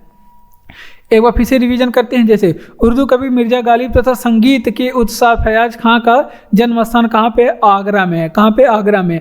मिर्जा गालिब की बात करें तो मिर्जा गालिब और फयाज अली खां, इन दोनों का जन्म स्थान आगरा में है। मिर्जा गालिब के बारे में कुछ डिटेल देखते हैं। जैसे इन्होंने 1857 की क्रांति देखा था, तो ये भी एग्जाम में टपकता है बार बार, तो ये आप लोग ध्यान रखेंगे। मूल नाम इनका क्या था, तो असदुल्ला खां इनका मूल नाम था। अमीर खुसरो की बारे में बात करें तो अमीर खुसरो का जन्म पटियाली में उत्तर प्रदेश में हुआ था, ये आप लोग ध्यान रखेंगे। राम मनोहर लोहिया, इनका जन्म अकबरपुर में हुआ था। कब, अकबरपुर में इनका जन्म हुआ था। बाढ़ को रोका जा सकता है, अति इंपॉर्टेंट प्रश्न है। अगर आपको एग्जाम में नहीं आएगा तो आपकी लाइफ के लिए बहुत ज़्यादा इंपॉर्टेंट प्रश्न है, आपके जीवन में ये बहुत ज़्यादा अहम भूमिका निभा सकता है ये प्रश्न। तो देखिए, ये वृक्षारोपण करके क्या किया जा सकता है, वायु प्रदूषण को बचाया जा सकता है। और वृक्षारोपण के बारे में बात करें, अब वृक्षारोपण के बारे में, तो यहाँ पे इंपॉर्टेंट प्रश्न आप लोग ध्यान रखेंगे चिपको आंदोलन के बारे में। चिपको आंदोलन के बारे में देखेंगे। तो चिपको आंदोलन क्यों चलाया गया था, तो इसे चलाया ही गया था कि वृक्षारोपण मतलब वृक्ष के संवर्धन के लिए इसे चलाया गया था। जो वन की कटाई हो रही थी उसके संवर्धन के लिए चलाया गया था, या फिर उसके संरक्षण के लिए चलाया गया था। ठीक, अब बात करते हैं चिपको आंदोलन के जनक पूछ लेता है एग्जाम में। तो चिपको आंदोलन के जनक सुंदर लाल बहुगुणा थे। कौन, सुंदर लाल बहुगुणा थे इनके जनक। ठीक, अब बात करते हैं, अगर आपसे पूछे कि चिपको आंदोलन की जननी कौन थी, ये भी पूछा जाता है। जननी तो गौरा देवी, आप लोग बताएंगे चिपको आंदोलन की जननी कौन थी, गौरा देवी। और इसके अलावा अमृता बिश्नोई का भी संबंध किससे था, अमृता बिश्नोई का भी संबंध किससे था, चिपको आंदोलन से था। किससे, चिपको आंदोलन से था। अगर आपसे पूछे कि चिपको आंदोलन की शुरुआत कब हुई थी, चिपको आंदोलन की शुरुआत कब हुई थी, तो ये 1973 में हुई थी इसकी शुरुआत। अगर आपसे पूछे कि कहाँ से हुई थी, तो ये चमोली जिला उत्तराखंड से, चमोली जिला उत्तराखंड से इसकी शुरुआत हुई थी। ठीक, तो इतनी बातें आप लोग यहाँ पे ध्यान रखेंगे। और जो सुंदरलाल बहुगुणा है इनका जन्म भी वहीं पे हुआ था। कहाँ पे, उत्तराखंड में। और वाड़ प्रदूषण को रोका जा सकता है, वृक्षारोपण करके वाड़ प्रदूषण को रोका जा सकता है। उसके बाद चिपको आंदोलन चलाया ही गया था वृक्षारोपण के संवर्धन के लिए। तो देखिए, वृक्ष के संवर्धन के लिए, संरक्षण के लिए चिपको आंदोलन चलाया गया था। और चिपको आंदोलन के जनक कौन है, सुंदरलाल बहुगुणा इसके जनक हैं। उसके बाद अगर आपसे पूछे कि चिपको आंदोलन की जननी कौन है, गौरा देवी इसकी जननी है। और अमृता बिश्नोई का भी संबंध ऐसे पूछता है कि किस आंदोलन से था, तो ये भी चिपको आंदोलन से संबंधित थे। उसके बाद चिपको आंदोलन की शुरुआत कहाँ से हुई थी, 1973 से चिपको आंदोलन की शुरुआत हुई थी। और फिर ये चमोली जिला उत्तराखंड में इसे चलाया गया था। कहाँ पे, चमोली जिला उत्तराखंड में।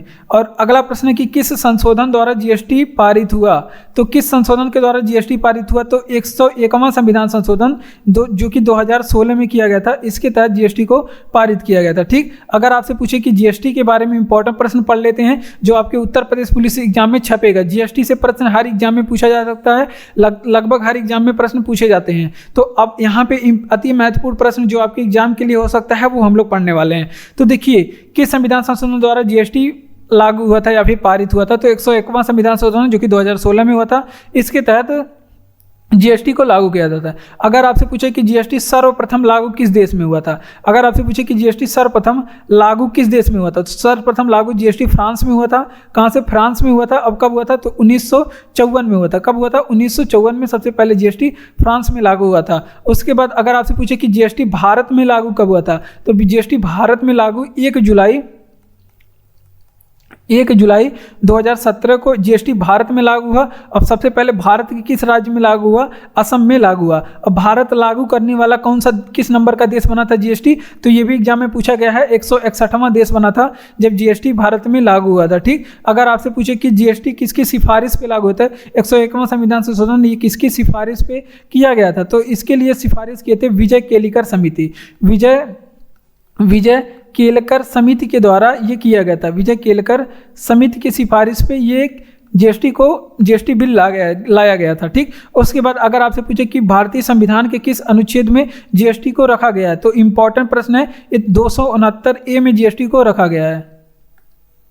किसे 269A में जीएसटी को रखा गया है, ये इंपॉर्टेंट प्रश्न है। ठीक, तो देख लेते हैं। अगर आपसे पूछे कि किस संशोधन के द्वारा जीएसटी पारित हुआ, तो 101वां संविधान संशोधन जो कि 2016 में हुआ था और इसके तहत जीएसटी को पारित किया गया था। और जीएसटी को सर्वप्रथम लागू करने वाला देश पूछे अगर, तो फ्रांस है। जीएसटी को लागू सर्वप्रथम करने वाला देश कौन सा? फ्रांस 1954 में लागू किया था। अगर आपसे पूछे कि जीएसटी भारत में लागू कब हुआ था, तो 1 जुलाई 2017 को जीएसटी असम में भारत में लागू हुआ। अब जीएसटी को भारत लागू करने वाला 161वां नंबर का देश बना।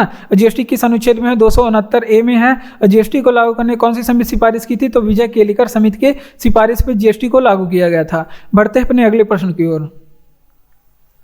अगला प्रश्न इंपॉर्टेंट है, कह रहा है कि सोशल नेटवर्किंग वेबसाइट फेसबुक के संस्थापक कौन है? तो यहाँ पे फेसबुक के संस्थापक की बात कर रहा है, तो इसके संस्थापक कौन है? मार्क जुकरबर्ग है। कौन है? फेसबुक के संस्थापक मार्क जुकरबर्ग हैं, फेसबुक के संस्थापक। ये आप लोग ध्यान रखेंगे। अगर आपसे पूछे कि फेसबुक का हेडक्वार्टर कहाँ पे स्थित है, यहाँ पे विभिन्न तरह के प्रश्न पूछे जा सकते हैं। जैसे हेडक्वार्टर पूछे तो कैलिफोर्निया में है। कहाँ पे? कैलिफोर्निया में फेसबुक का हेडक्वार्टर स्थित है। और कैलिफोर्निया कहाँ पड़ता है? अमेरिका में है। ठीक, अगर वहीं कुछ चीज़ों के बारे में जैसे यहाँ पे लिख लेते हैं, गूगल के सीईओ पूछे कौन है? गूगल के सीईओ तो सत्य नडेला है। गूगल के सीईओ कौन है? सत्य नडेला है गूगल के सीईओ। गलत हो गया, सुंदर पिचाई हैं। गूगल के सीईओ कौन है? तो सुंदर पिचाई गूगल के सीईओ हैं। ठीक, ये आप लोग ध्यान रखेंगे, भारतीय मूल के हैं गूगल के सीईओ सुंदर पिचाई। उसके बाद अगर माइक्रोसॉफ्ट के सीईओ पूछे, माइक्रोसॉफ्ट के सीईओ पूछे कौन है? तो सत्य नडेला है। कौन? सत्य नडेला माइक्रोसॉफ्ट के सीईओ हैं। कौन? सत्य नडेला। और फिर बात करते हैं सत्य नडेला माइक्रोसॉफ्ट के अगर संस्थापक पूछ ले कौन है? माइक्रोसॉफ्ट के संस्थापक तो बिल गेट्स हैं। माइक्रोसॉफ्ट के संस्थापक कौन? बिल गेट्स माइक्रोसॉफ्ट के संस्थापक हैं। इतनी बातें आप लोग ध्यान रखेंगे। यही एक प्रश्न बता दीजिए, अगर आपसे पूछे कि एप्पल के सीईओ बता दीजिए। एप्पल के सीईओ तो टिम कुक हैं एप्पल के सीईओ। ये भी आप लोग ध्यान रखेंगे, टिम कुक एप्पल के सीईओ हैं। इतनी बातें ध्यान रखेंगे। सोशल नेटवर्किंग वेबसाइट फेसबुक के संस्थापक कौन है? तो मार्क जुकरबर्ग हैं, फेसबुक के संस्थापक। आप लोग यहाँ पे ध्यान रखेंगे, डायरेक्ट ये प्रश्न। उसके बाद हेडक्वार्टर कहाँ पे? कैलिफोर्निया अमेरिका में इसका हेडक्वार्टर है। माइक्रोसॉफ्ट के सीईओ कौन है? सत्य नडेला माइक्रोसॉफ्ट के सीईओ हैं। संस्थापक कौन है? बिल गेट्स हैं। अगर आपसे पूछे कि गूगल के सीईओ कौन है, तो सुंदर पिचाई गूगल के सीईओ हैं। एप्पल के सीईओ कौन है? तो टिम कुक हैं एप्पल के सीईओ। केंद्रीय चावल अनुसंधान कहाँ पे है? कटक उड़ीसा में है। केंद्रीय चावल अनुसंधान कहाँ पे? कटक उड़ीसा में है केंद्रीय चावल अनुसंधान। ठीक, ये आप लोग ध्यान रखेंगे। उसके बाद अगर आपसे पूछे कि अंतर्राष्ट्रीय चावल अनुसंधान कहाँ पे है? अंतर्राष्ट्रीय चावल अनुसंधान कहाँ पे है? अंतर्राष्ट्रीय चावल अनुसंधान ये फिलीपींस में। कहाँ पे? अंतर्राष्ट्रीय चावल अनुसंधान ये फिलीपींस में। ठीक, उसके बाद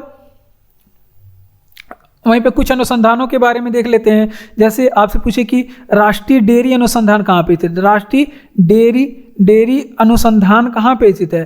तो राष्ट्रीय डेयरी अनुसंधान ये भी आप लोग ध्यान रखेंगे, ये करनाल हरियाणा में स्थित है। कहाँ पे? करनाल। और करनाल कहाँ पे पड़ता है? ये हरियाणा में पड़ता है, यहाँ पे स्थित है। उसके बाद वन अनुसंधान पूछ ले कहाँ पे? राष्ट्रीय वन अनुसंधान कहाँ पे स्थित है? तो राष्ट्रीय वन अनुसंधान जो है ये देहरादून में है। कहाँ पे? देहरादून में राष्ट्रीय वन अनुसंधान है। उसके बाद अगर आपसे पूछे कि प्लाज्मा अनुसंधान कहाँ पे स्थित है? प्लाज्मा अनुसंधान कहाँ पे स्थित है? तो प्लाज्मा अनुसंधान ये अहमदाबाद में स्थित है। कहाँ पे? अहमदाबाद में प्लाज्मा अनुसंधान स्थित है। इतनी बातें आप लोग यहाँ पे ध्यान रखेंगे। एक बार फिर से रिवीजन करेंगे सारे प्रश्नों का। तो देखिए, अगर आपसे पूछे कि केंद्रीय चावल अनुसंधान कहाँ स्थित है, तो कटक उड़ीसा में केंद्रीय चावल अनुसंधान स्थित है। अंतर्राष्ट्रीय चावल अनुसंधान कहाँ पे स्थित है? तो फिलीपींस में स्थित है अंतर्राष्ट्रीय चावल अनुसंधान। राष्ट्रीय डेयरी अनुसंधान कहाँ पे स्थित है? करनाल हरियाणा में राष्ट्रीय डेयरी अनुसंधान स्थित है। और वन अनुसंधान कहाँ पे स्थित है? देहरादून में वन अनुसंधान स्थित है। प्लाज्मा अनुसंधान कहाँ पे है? अहमदाबाद में, अहमदाबाद गुजरात में प्लाज्मा अनुसंधान स्थित है। बैरोमीटर की खोज किसने की थी? इंपॉर्टेंट प्रश्न बैरोमीटर या फिर वायु दाब से संबंधित जितने भी प्रश्न पूछे जाते हैं आज तक एग्जाम में वो हम लोग पढ़ लेते हैं। जैसे टेरिसली ने किया था बैरोमीटर की खोज। किसने? टेरिसली ने किया था बैरोमीटर की खोज। अगर आपसे पूछे कि बैरोमीटर कार्य क्या करता है, अगर आपसे पूछे कि बैरोमीटर कार्य क्या करता है, तो ये वायुमंडलीय दाब मापता है। क्या करता है? वायुमंडलीय दाब का मापन करता है। ठीक, ये आप लोग ध्यान रखेंगे। उसके बाद अगर आपसे पूछे कि वायुमंडलीय दाब मापने की एसआई मात्रक क्या है, वायुमंडलीय दाब मापने की एसआई मात्रक क्या है, तो वायुमंडलीय दाब मापने का एसआई मात्रक जो है वो बार है। क्या है? बार होता है। उसके बाद अगर यहाँ पे एक प्रश्न आप लोग ध्यान रखेंगे, आइसो बार लाइन आपको लोग पढ़े होंगे। आइसो बार लाइन यहाँ पे पूछा जाता है एग्जाम में कि ये रेखा किस चीज़ को निरूपित करती है, तो आइसो बार लाइन आप लोग पढ़े होंगे। ये समान वायुमंडलीय दाब को निरूपित करने वाली रेखा है। क्या निरूपित करती है? समान वायुमंडलीय दाब को ये दर्शाने वाली रेखा है। ठीक, अब कुछ चीज़ें जैसे अगर आपसे पूछे कि गैसों का दाब किस पे मापते हैं, गैसों का दाब किस यंत्र से मापते हैं, तो गैसों का दाब मापने वाला यंत्र है उसको कहते हैं मैनोमीटर। क्या कहते हैं उसे? मैनोमीटर से गैसों का दाब मापते हैं। ठीक, अगर आपसे पूछे कि वहीं पे रक्त दाब किससे मापते हैं, रक्त दाब किस यंत्र से मापते हैं, तो वो स्फिग्नोमैनोमीटर से मापते हैं। किससे? मैनोमीटर से रक्त दाब मापते हैं। ठीक, तो इतनी चीजें आप लोग ध्यान रखेंगे। एक बार फिर से रिवीजन करेंगे कि बैरोमीटर की खोज किसने किया था, तो टेरिसली ने किया था बैरोमीटर की खोज। अगर आपसे पूछे कि बैरोमीटर कार्य क्या करता है, तो ये वायुमंडलीय दाब को मापने के लिए यूज किया जाता है। वायुमंडलीय दाब के मापन में यूज किया जाता है बैरोमीटर। इसका एसआई मात्रक क्या होता है? बैरोमीटर का एसआई मात्रक क्या होता है? तो वायुमंडलीय दाब का एसआई मात्रक बार होता है। ठीक, आइसो बार लाइन क्या काम करता है, तो आइसो बार लाइन समान वायुमंडलीय दाब को निरूपित करने वाली रेखा है। समान वायुमंडलीय दाब को निरूपित करने वाली रेखा आइसो बार लाइन है। ठीक, उसके बाद गैसों का दाब किस में मापते हैं, तो मैनोमीटर से गैसों का दाब मापते हैं। रक्त दाब आपसे पूछे किस में मापते हैं, तो स्फिग्नोमैनोमीटर से रक्त दाब मापते हैं। ये भी आप लोग ध्यान रखेंगे। ठीक, तो बढ़ते हैं अपने अगले प्रश्न की ओर। अगला प्रश्न है अर्थशास्त्र के जनक कौन है, तो यहाँ पे अर्थशास्त्र और ये इकोनॉमी से संबंधित प्रश्न है और यहाँ से संबंधित इकोनॉमी से हम लोग डिटेल में बात करने वाले हैं। तो देखिए अर्थशास्त्र के जनक कौन है, तो एडम स्मिथ है अर्थशास्त्र के जनक। कौन है? एडम स्मिथ है अर्थशास्त्र के जनक। ये बात हो गई। अगर आपसे पूछे एडम स्मिथ की एक पुस्तक एग्जाम में टपकता है, तो इनकी पुस्तक है wealth of nation. Wealth of nation, तो पुस्तक हमने बताया कब प्रकाशन हुआ, तो ये आप लोग बता दीजिए। वेल्थ ऑफ नेशन प्रकाशन कब हुआ, ये आप लोग बता देंगे। यहाँ पे इसको प्रकाशन कब हुआ कमेंट बॉक्स में छाप के बताएंगे। ठीक, और अर्थशास्त्र ये दो प्रकार का होता है। कौन से? दो प्रकार का होता है। एक आपका होता है स्वष्टि अर्थशास्त्र, एक होता है व्यष्टि अर्थशास्त्र। ठीक, ये आप लोग ध्यान रखेंगे। और एक होता है समष्टि अर्थशास्त्र। कौन सा? व्यष्टि अर्थशास्त्र, और एक होता है समष्टि अर्थशास्त्र। और उसके बाद व्यष्टि अर्थशास्त्र के बारे में बात करते हैं, तो इसके जनक कौन कहे जाते हैं? व्यष्टि अर्थशास्त्र के जनक कौन कहे जाते हैं, तो अल्फ्रेड मार्शल हैं इसके जनक। कौन है? अगर आपसे पूछे कि व्यष्टि अर्थशास्त्र के जनक बताइए, तो इसके जनक हैं अल्फ्रेड मार्शल। ठीक, ये आप लोग ध्यान रखेंगे। उसके बाद अब बात करते हैं समष्टि अर्थशास्त्र की। अगर आपसे पूछ ले कि इसके जनक कौन है समष्टि अर्थशास्त्र के, तो इसके जनक हैं मेनार्ड किन्स। कौन? मेनार्ड किन्स इसके जनक हैं। ठीक, तो ये भी आप लोग ध्यान रखेंगे। और ये तीन प्रकार का होता है, ये अर्थव्यवस्था का ये तीन प्रकार का होता है। कौन कौन सा? एक होता अर्थव्यवस्था कितने प्रकार का, अगर आपसे पूछे तीन प्रकार का। कौन कौन सा होता है? एक मिश्रित अर्थव्यवस्था होता है, एक मिश्रित अर्थव्यवस्था होता है, एक पूंजीवादी अर्थव्यवस्था होता है। पूंजीवादी अर्थव्यवस्था का एग्जाम्पल जैसे अमेरिका हो गया, मिश्रित अर्थव्यवस्था का एग्जाम्पल जैसे भारत हो गया। और एक अर्थव्यवस्था होता है आपका समाजवादी। एक कैसा अर्थ होता है? समाजवादी, जिसको साम्यवादी अर्थव्यवस्था कहते हैं। इसका एग्जाम्पल चीन हो गया, चीन। उसके बाद भारत इसका एग्जाम्पल हो गया मिश्रित अर्थव्यवस्था का। पूंजीवादी अर्थव्यवस्था का एग्जाम्पल अमेरिका। पूंजीवादी अर्थव्यवस्था जिसे कहते हैं, मतलब उसे कहते हैं जिसमें वो नियंत्रण अर्थव्यवस्था पे नियंत्रण पूंजीपतियों का होता है। मिश्रित अर्थव्यवस्था जिसमें अर्थव्यवस्था का नियंत्रण पूंजीपतियों और सरकार का दोनों का होता है। समाजवादी अर्थव्यवस्था जिसपे अर्थव्यवस्था पे अधिकतर नियंत्रण किसका होता है? सरकार का होता है। ठीक, इतनी बातें आप लोग ध्यान रखेंगे। अर्थशास्त्र के जनक किसे कहा जाता है? एडम स्मिथ को अर्थशास्त्र का जनक कहा जाता है। और अर्थशास्त्र कितने प्रकार का होता है? दो प्रकार का। व्यष्टि अर्थशास्त्र जो विस्तृत भागों का अध्ययन किया जाता है, समष्टि अर्थशास्त्र व्यष्टि अर्थशास्त्र में छोटे भाग का अध्ययन किया जाता है और समष्टि अर्थशास्त्र में बड़े भाग का अध्ययन किया जाता है। जनक की बात करें तो व्यष्टि अर्थशास्त्र के जनक होते हैं अल्फ्रेड मार्शल। कौन कहे जाते हैं? Alfred Marshall. और समष्टि अर्थशास्त्र के जनक कौन है? Maynard Keynes. ठीक, इतनी बातें आप लोग ध्यान रखें। वेल्थ ऑफ नेशन किसकी पुस्तक है? ये एडम स्मिथ की पुस्तक है। वेल्थ ऑफ नेशन का प्रकाशन हुआ था, आप लोग बताएंगे। अर्थव्यवस्था कितनी प्रकार की होती है? 3 प्रकार की, समाजवादी, मिश्रित अर्थव्यवस्था, पूंजीवादी अर्थव्यवस्था। पूंजीवादी अर्थव्यवस्था का एग्जांपल जैसे अमेरिका है, मिश्रित अर्थव्यवस्था का उदाहरण जैसे आपके भारत है, और साम्यवादी अर्थव्यवस्था का उदाहरण जैसे चीन है। भारत का पहला वायसराय कौन था? आधुनिक इतिहास से इंपॉर्टेंट प्रश्न है, यहाँ से छाप लेंगे हम लोग जितने इंपॉर्टेंट प्रश्न बनेंगे। तो भारत का पहला वायसराय कैनिंग बना था और भारत का ये अंतिम गवर्नर जनरल भी था। भारत का ये अंतिम गवर्नर जनरल भी था। ठीक, ये भी आप लोग ध्यान रखिएगा। अगर आपसे पूछे कि कैनिंग का कार्यकाल बताइए तो इसका कार्यकाल 1856 से लेके 1858 तक था। कब से? 56 से लेके 58 तक इसका कार्यकाल था। और इसके समय में कौन कौन से कार्य हुए? कैनिंग के समय में कुछ कार्य हुए, कुछ घटनाएं हुई, या फिर घटना आप लोग यहाँ पे ध्यान रखेंगे तो वो हम लोग देख लेते हैं। जैसे इसके समय में ही मतलब देखिए 1856 से 58 का इनका कार्य है, तो 1857 की क्रांति है, 1857 की क्रांति किसके समय में होगी? तो ये कैनिंग के समय में होगी। 1857 की क्रांति ये कैनिंग के समय में होगी। और इसके समय में ही क्या? विधवा पुनर्विवाह अधिनियम, विधवा पुनर्विवाह अधिनियम पारित हुआ। तो ये भी आप लोग ध्यान रखेंगे। कौन सा अधिनियम? विधवा पुनर्विवाह अधिनियम पारित किसके समय में हुआ? तो ये भी पारित हुआ था 1856 में, कैनिंग के समय में ही हुआ था। उसके बाद इसके समय में ही आईपीसी, इंडियन पैनल कोड, उसके बाद सीआरपीसी, क्रिमिनल प्रोसीजर कोड, ये सभी पारित किसके समय में हुए? तो वो कैनिंग के समय में पारित हुए। ठीक, तो ये चीज़ें भी आप लोग ध्यान रखेंगे। एक बार फिर से रिवीजन करेंगे सारी बिंदुओं को। तो देखिए, भारत का पहला वायसराय कौन था? कैनिंग था। भारत का पहला वायसराय कौन था? कैनिंग था। और भारत का ये अंतिम गवर्नर जनरल भी था, कैनिंग। ठीक, ये आप लोग ध्यान रखेंगे। गवर्नर जनरल का पद समाप्त करके कैनिंग मतलब वायसराय का पद लाया गया था 1856 में। और इसका जो कैनिंग का कार्यकाल है 1856 से लेकर 1858 तक है। और कुछ इसके समय में कुछ कार्य किए गए, कुछ घटनाएं हुई, जैसे कि 1857 की क्रांति, जो भारत का पहला स्वतंत्रता संग्राम था, ये कैनिंग के समय में हुआ था। और विधवा है यार, विधवा अधिनियम कब आया था, कब पारित हुआ? 1856 में, ये कैनिंग के समय में हुआ था। आईपीसी सीआरपीसी पारित कब हुआ था? वो कैनिंग के समय में पारित हुआ था। ठीक, यूनानियों को भारत से बाहर किसने निकाला था? हिस्ट्री से संबंधित प्रश्न है। यूनानियों को भारत से बाहर किसने निकाला था? तो यूनानियों को भारत से बाहर निकालने वाले थे चंद्रगुप्त मौर्य। कौन थे? चंद्रगुप्त मौर्य ने क्या किया था? यूनानियों को भारत से बाहर निकाला था। ठीक, इतनी बातें आप लोग ध्यान रखेंगे। चंद्रगुप्त मौर्य ने यूनानियों को भारत से बाहर आक्रमण, और यूनानियों ने यहाँ पे इंपॉर्टेंट चीज, अगर आपसे पूछे कि भारत में दूसरा विदेशी आक्रमण किसने किया?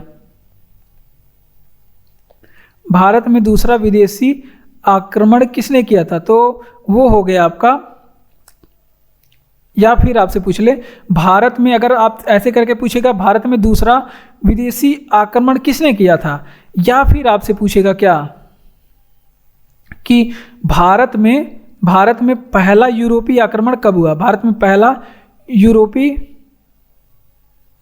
यूरोपीय आक्रमण के बारे में, तो ये दोनों किसने करा था? तो ये दोनों करने वाले कौन है? ये दोनों करने वाले हैं आपके यूनानियों ने। कौन किया था? यूनानी ने किया था। ठीक, ये बात आप लोग ध्यान रखेंगे, अब देखिए, सिकंदर का भारत पर आक्रमण कब हुआ था? मौर्य साम्राज्य में सिकंदर का भारत में आक्रमण हुआ था 326 बीसी में, 326 बीसी में। और सिकंदर को ही क्या कहा जाता है? अलेक्जेंडर द ग्रेट कहा जाता है। सिकंदर को क्या कहा जाता है? इसे कहा जाता है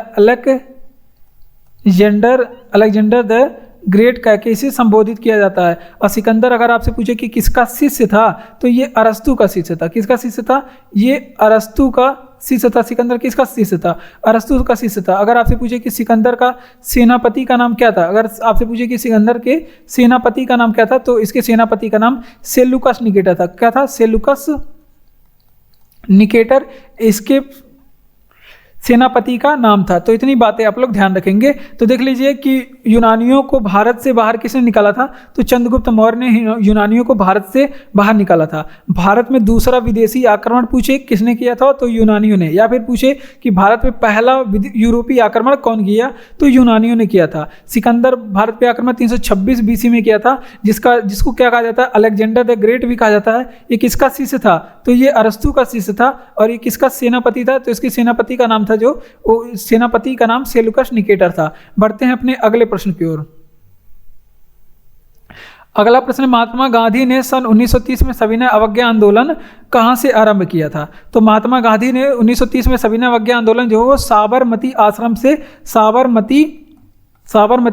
आश्रम से शुरू किया था। और ले कहाँ तक गए थे? तो ये दांडी तक ले गए थे। उसके बाद यहाँ से सविनय अवज्ञा आंदोलन से इंपॉर्टेंट प्रश्न जितने आपके आज तक एग्जाम में पूछे जाते हैं, इंपॉर्टेंट प्रश्न सभी हम लोग छापते हैं। और ये उत्तर प्रदेश पुलिस एग्जाम के लिए अति महत्वपूर्ण प्रश्न होगा, हमारी गारंटी है यहाँ से प्रश्न आ सकता है एग्जाम में। ठीक, उसके बाद अब बात करते हैं, और ये सविनय अवज्ञा आंदोलन को ही क्या कहा जाता है? इसे दांडी मार्च भी कहा जाता है। इसे गांधी जी ने क्यों शुरू किया था? तो इसे नमक कानून तोड़ने के लिए शुरू किया गया था। नमक कानून, अंग्रेजों के द्वारा लगाए गए नमक कानून को तोड़ने के लिए गांधी जी ने दांडी मार्च किया था। अगर आपसे पूछे कि गांधी जी ने दांडी मार्च शुरू कब किया था, तो ये 12 मार्च से 6 अप्रैल 1930 तक चला था। 12 मार्च से 6 अप्रैल 1930 तक चला था दांडी मार्च। अगर आपसे पूछे कि इसमें गांधी जी ने किसने दूरी तय की थी, अगर मील में पूछेगा तो आप लोग 241 मील बताएंगे। अगर आपसे पूछे कि किलोमीटर बताइए तो 385 किलोमीटर बताएंगे। 385 किलोमीटर। अगर आपसे पूछे कि तय करने में दिन कितना लगा, तो 24 दिन लगा था। अगर आपसे पूछे कि गांधी जी के साथ कितने अनुयायी गए थे, तो अनुयायी की बात करें तो 79 अनुयायी गांधी जी के साथ गए थे। तो इतनी प्रश्न आप लोग यहाँ से ध्यान रखेंगे। एक बार फिर से रिवीजन करेंगे कि महात्मा गांधी ने 1930 में सविनय अवज्ञा आंदोलन कहाँ से आरंभ किया था? तो ये साबरमती आश्रम से शुरू किया था। कहाँ से? साबरमती आश्रम से। अब गए कहाँ थे? दांडी तक गए थे। और इसे दांडी मार्च भी कहा जाता है। सविनय अवज्ञा आंदोलन को दांडी मार्च कहा जा सकता है। इसे नमक तोड़ो कानून भी सविनय अवज्ञा आंदोलन को कहा जाता है। और बात करते हैं शुरू कब हुई थी, तो 12 मार्च से लेकर 6 अप्रैल 1930 इंपॉर्टेंट डेट है। और बहुत ही इंपॉर्टेंट ये प्रश्न है, यहाँ से गांधी जी से प्रश्न हर एग्जाम में लगभग पूछा जाता है। ठीक, इसमें दूरी कितनी थी? तो 241 मील की दूरी थी। किलोमीटर में पूछे तो 385 किलोमीटर। दिन पूछे कितने दिन जाने में लगा था, यात्रा के दौरान कितने दिन गांधी जी को समय लगा था, तो 24 दिन का समय लगा था। और इसमें गांधी जी के साथ कितने अनुयायी गए थे? 79 अनुयायी। सुल्तान रजिया बेगम किसकी बेटी थी? तो सुल्तान रजिया बेगम जो है ये इल्तुतमिश की बेटी थी। किसकी बेटी थी? ये इल्तुतमिश की। और इंपॉर्टेंट प्रश्न रजिया सुल्तान से इंपॉर्टेंट प्रश्न एग्जाम में पूछे जाते हैं। इल्तुतमिश, अगर आपसे पूछे कि ये किस वंश का शासक था, तो इल्तुतमिश जो है ये गुलाम वंश का शासक था। किसमें? गुलाम वंश का शासक था। इसे ही क्या बोला जाता है? इसे ही दास वंश भी बोला जाता है। इसे ही मामलूक वंश भी बोला जाता है। कौन सा वंश? मामलूक वंश भी बोला जाता है। ठीक, तो इतनी चीजें आप लोग यहाँ पे ध्यान रखेंगे। और रजिया सुल्तान की बात करें, ये भारत की पहली महिला शासिका भी रही। भारत की अगर आपसे पूछे कि पहली महिला शासिका कौन थी, तो भारत की पहली महिला शासिका कौन थी? तो रजिया सुल्तान थी भारत की पहली महिला शासिका। लिखने में थोड़ा सा गलती हो जाता है, उसे आप लोग समझिएगा। यहाँ पे हम लोग हिंदी नहीं पढ़ रहे हैं, हम लोग जीएस पढ़ रहे हैं, तो लिखने में थोड़ा बहुत गलती हो जाएगा। निकाह की बात करें तो अल्तुनिया से इसका शादी हुआ था। किसने? अल्तुनिया से शादी हुआ था। ठीक, अल्तुनिया से इनका शादी हुआ था। इनके पति का नाम अल्तुनिया था, शौहर बोलते हैं इनके शौहर का नाम अल्तुनिया। अगर आपसे पूछे कि रजिया सुल्तान के हत्या में किसका हाथ था, तो बहराम शाह का हाथ था। किसके? बहराम शाह का इनके हत्या में बहुत हाथ था। उसके बाद अगर आपसे पूछे कि रजिया सुल्तान के मकबरा कहाँ बना हुआ है, तो रजिया सुल्तान का मकबरा कैथल के पास बना हुआ है। यही सब रजिया सुल्तान से प्रश्न पूछे जाते हैं, इसके अलावा और कोई प्रश्न ज़्यादा पूछा नहीं जाता। रजिया सुल्तान किसकी बेटी थी? इल्तुतमिश की बेटी थी। इल्तुतमिश किस वंश का शासक था? या फिर रजिया सुल्तान किस वंश की शासिका थी? तो ये गुलाम वंश की शासिका थी, जिसको क्या बोलते हैं? दास वंश भी बोलते हैं, इसे मामलूक वंश भी बोला जाता है। ठीक, तीनों चीजें एग्जाम में पूछी जा चुकी हैं कि दास वंश किसे कहते हैं, मामलूक वंश किस वंश को कहते हैं। और भारत की पहली महिला शासिका कौन थी? रजिया सुल्तान थी भारत की पहली महिला शासिका। इनका निकाह किसके साथ हुआ था? तो अल्तुनिया के साथ इनका निकाह हुआ था। और हत्या में इनके हाथ किसका था? तो बहराम शाह का हाथ था। इनके हत्या में किसका हाथ था? रजिया सुल्तान के हत्या में बहराम शाह का हाथ है। मकबरा इनका कहाँ पे बना हुआ है? कैथल के पास इनका मकबरा बना हुआ है। हिस्ट्री से इंपॉर्टेंट प्रश्न था आपके एग्जाम के लिए। अगला प्रश्न भी हिस्ट्री से आधुनिक इतिहास से है। किसने गदर पार्टी की स्थापना की? तो गदर पार्टी की स्थापना लाला हरदयाल ने, एग्जाम में पूछा जाता है, लाला हरदयाल ने की थी। कब की थी? तो ये भी आप लोग ध्यान रखेंगे, 25 जून 1913 में इसकी स्थापना हुई थी। अगर कहां पे हुई थी? तो लाला हरदयाल ने गदर पार्टी की स्थापना कहां पे? सैन फ्रांसिस्को में किया था। सैन फ्रांसिस्को में गदर पार्टी की स्थापना किया था। अगर आपसे पूछे कि सैन फ्रांसिस्को कहां पड़ता है, तो अमेरिका में गदर पार्टी की स्थापना लाला हरदयाल ने किया था, ठीक, 1913 में। ठीक, इतनी बातें आप लोग जान चुके हैं। अब बात करते हैं कुछ पार्टियों के बारे में। जैसे आपसे पूछे कि इंडियन नेशनल आर्मी की स्थापना किसने किया था? इंडियन नेशनल आर्मी की स्थापना किसने किया था? तो इसकी स्थापना सुभाष चंद्र बोस ने किया था। किसने? सुभाष चंद्र बोस ने किया था। इंडियन नेशनल आर्मी की स्थापना सुभाष चंद्र बोस ने किया था। उसके बाद अगर आपसे पूछे कि होम रूल लीग की स्थापना किसने किया था? होम रूल लीग की स्थापना किसने किया था? तो इसकी स्थापना दो लोगों ने किया था। सबसे पहले एनी बेसेंट ने किया था। तो एनी बेसेंट वाला आप लोग ध्यान रखेंगे, 1916 में इसकी स्थापना हुई थी। उसके बाद 1916 में होम रूल लीग की स्थापना 1916 में एनी बेसेंट ने की थी। इसके बाद बाल गंगाधर तिलक भी इससे संबंधित थे। बाल गंगाधर तिलक, जिसे हम लोग बीजी तिलक भी कहते हैं, इन्होंने होम रूल लीग की भी स्थापना की थी। पुणे में इनका होम रूल लीग था। उसके बाद मित्र मेला की स्थापना किसने की? मित्र मेला की स्थापना किसने किया? तो ये भी बीडी सावरकर, दामोदर दास सावरकर इनका नाम है। और ये किए थे मित्र मेला का मतलब स्थापना सावरकर, इन्होंने इसकी स्थापना किए थे 1899 में। ठीक, तो इतनी बातें आप लोग ध्यान रखिएगा। सारे प्रश्न आपके इंपॉर्टेंट, आपके उत्तर प्रदेश पुलिस के लिए इंपॉर्टेंट थे जो हमने आपको बताया। और गदर पार्टी की स्थापना लाला हरदयाल ने, इसकी रिवीजन करेंगे, 25 जून 1913 को सैन फ्रांसिस्को में इसका हेडक्वार्टर है। अमेरिका में सैन फ्रांसिस्को पड़ता है। इंडियन नेशनल आर्मी की स्थापना सुभाष चंद्र बोस आप लोग लगाएंगे। उसके बाद होम रूल लीग की स्थापना किसने? एनी बेसेंट आप लोग लगाएंगे 1916 में। और मित्र मेला की स्थापना बीडी सावरकर ने 1899 में। बीजी बाल गंगाधर तिलक भी होम रूल लीग से संबंधित है। बढ़ते हैं अपने अगले प्रश्न की ओर। और जय हिंद, धन्यवाद। आज की वीडियो में बस इतना ही। अगर वीडियो आपको अच्छा लग रहा हो तो वीडियो को लाइक, चैनल को सब्सक्राइब करके हमारे साथ जुड़ सकते हैं इसी तरह के और भी वीडियो पाने के लिए। और फिर मिलते हैं अगले वीडियो में। तब तक के लिए आप लोग पढ़ते भी रहिएंगे, हंसते रहेंगे, खेलते रहेंगे, मुस्कुराते रहेंगे। पढ़ाई इंपॉर्टेंट है, लेकिन खुशी से ज़्यादा इंपॉर्टेंट कोई चीज़ नहीं है। ठीक, तो आप लोग खुश रहिए। Thank you.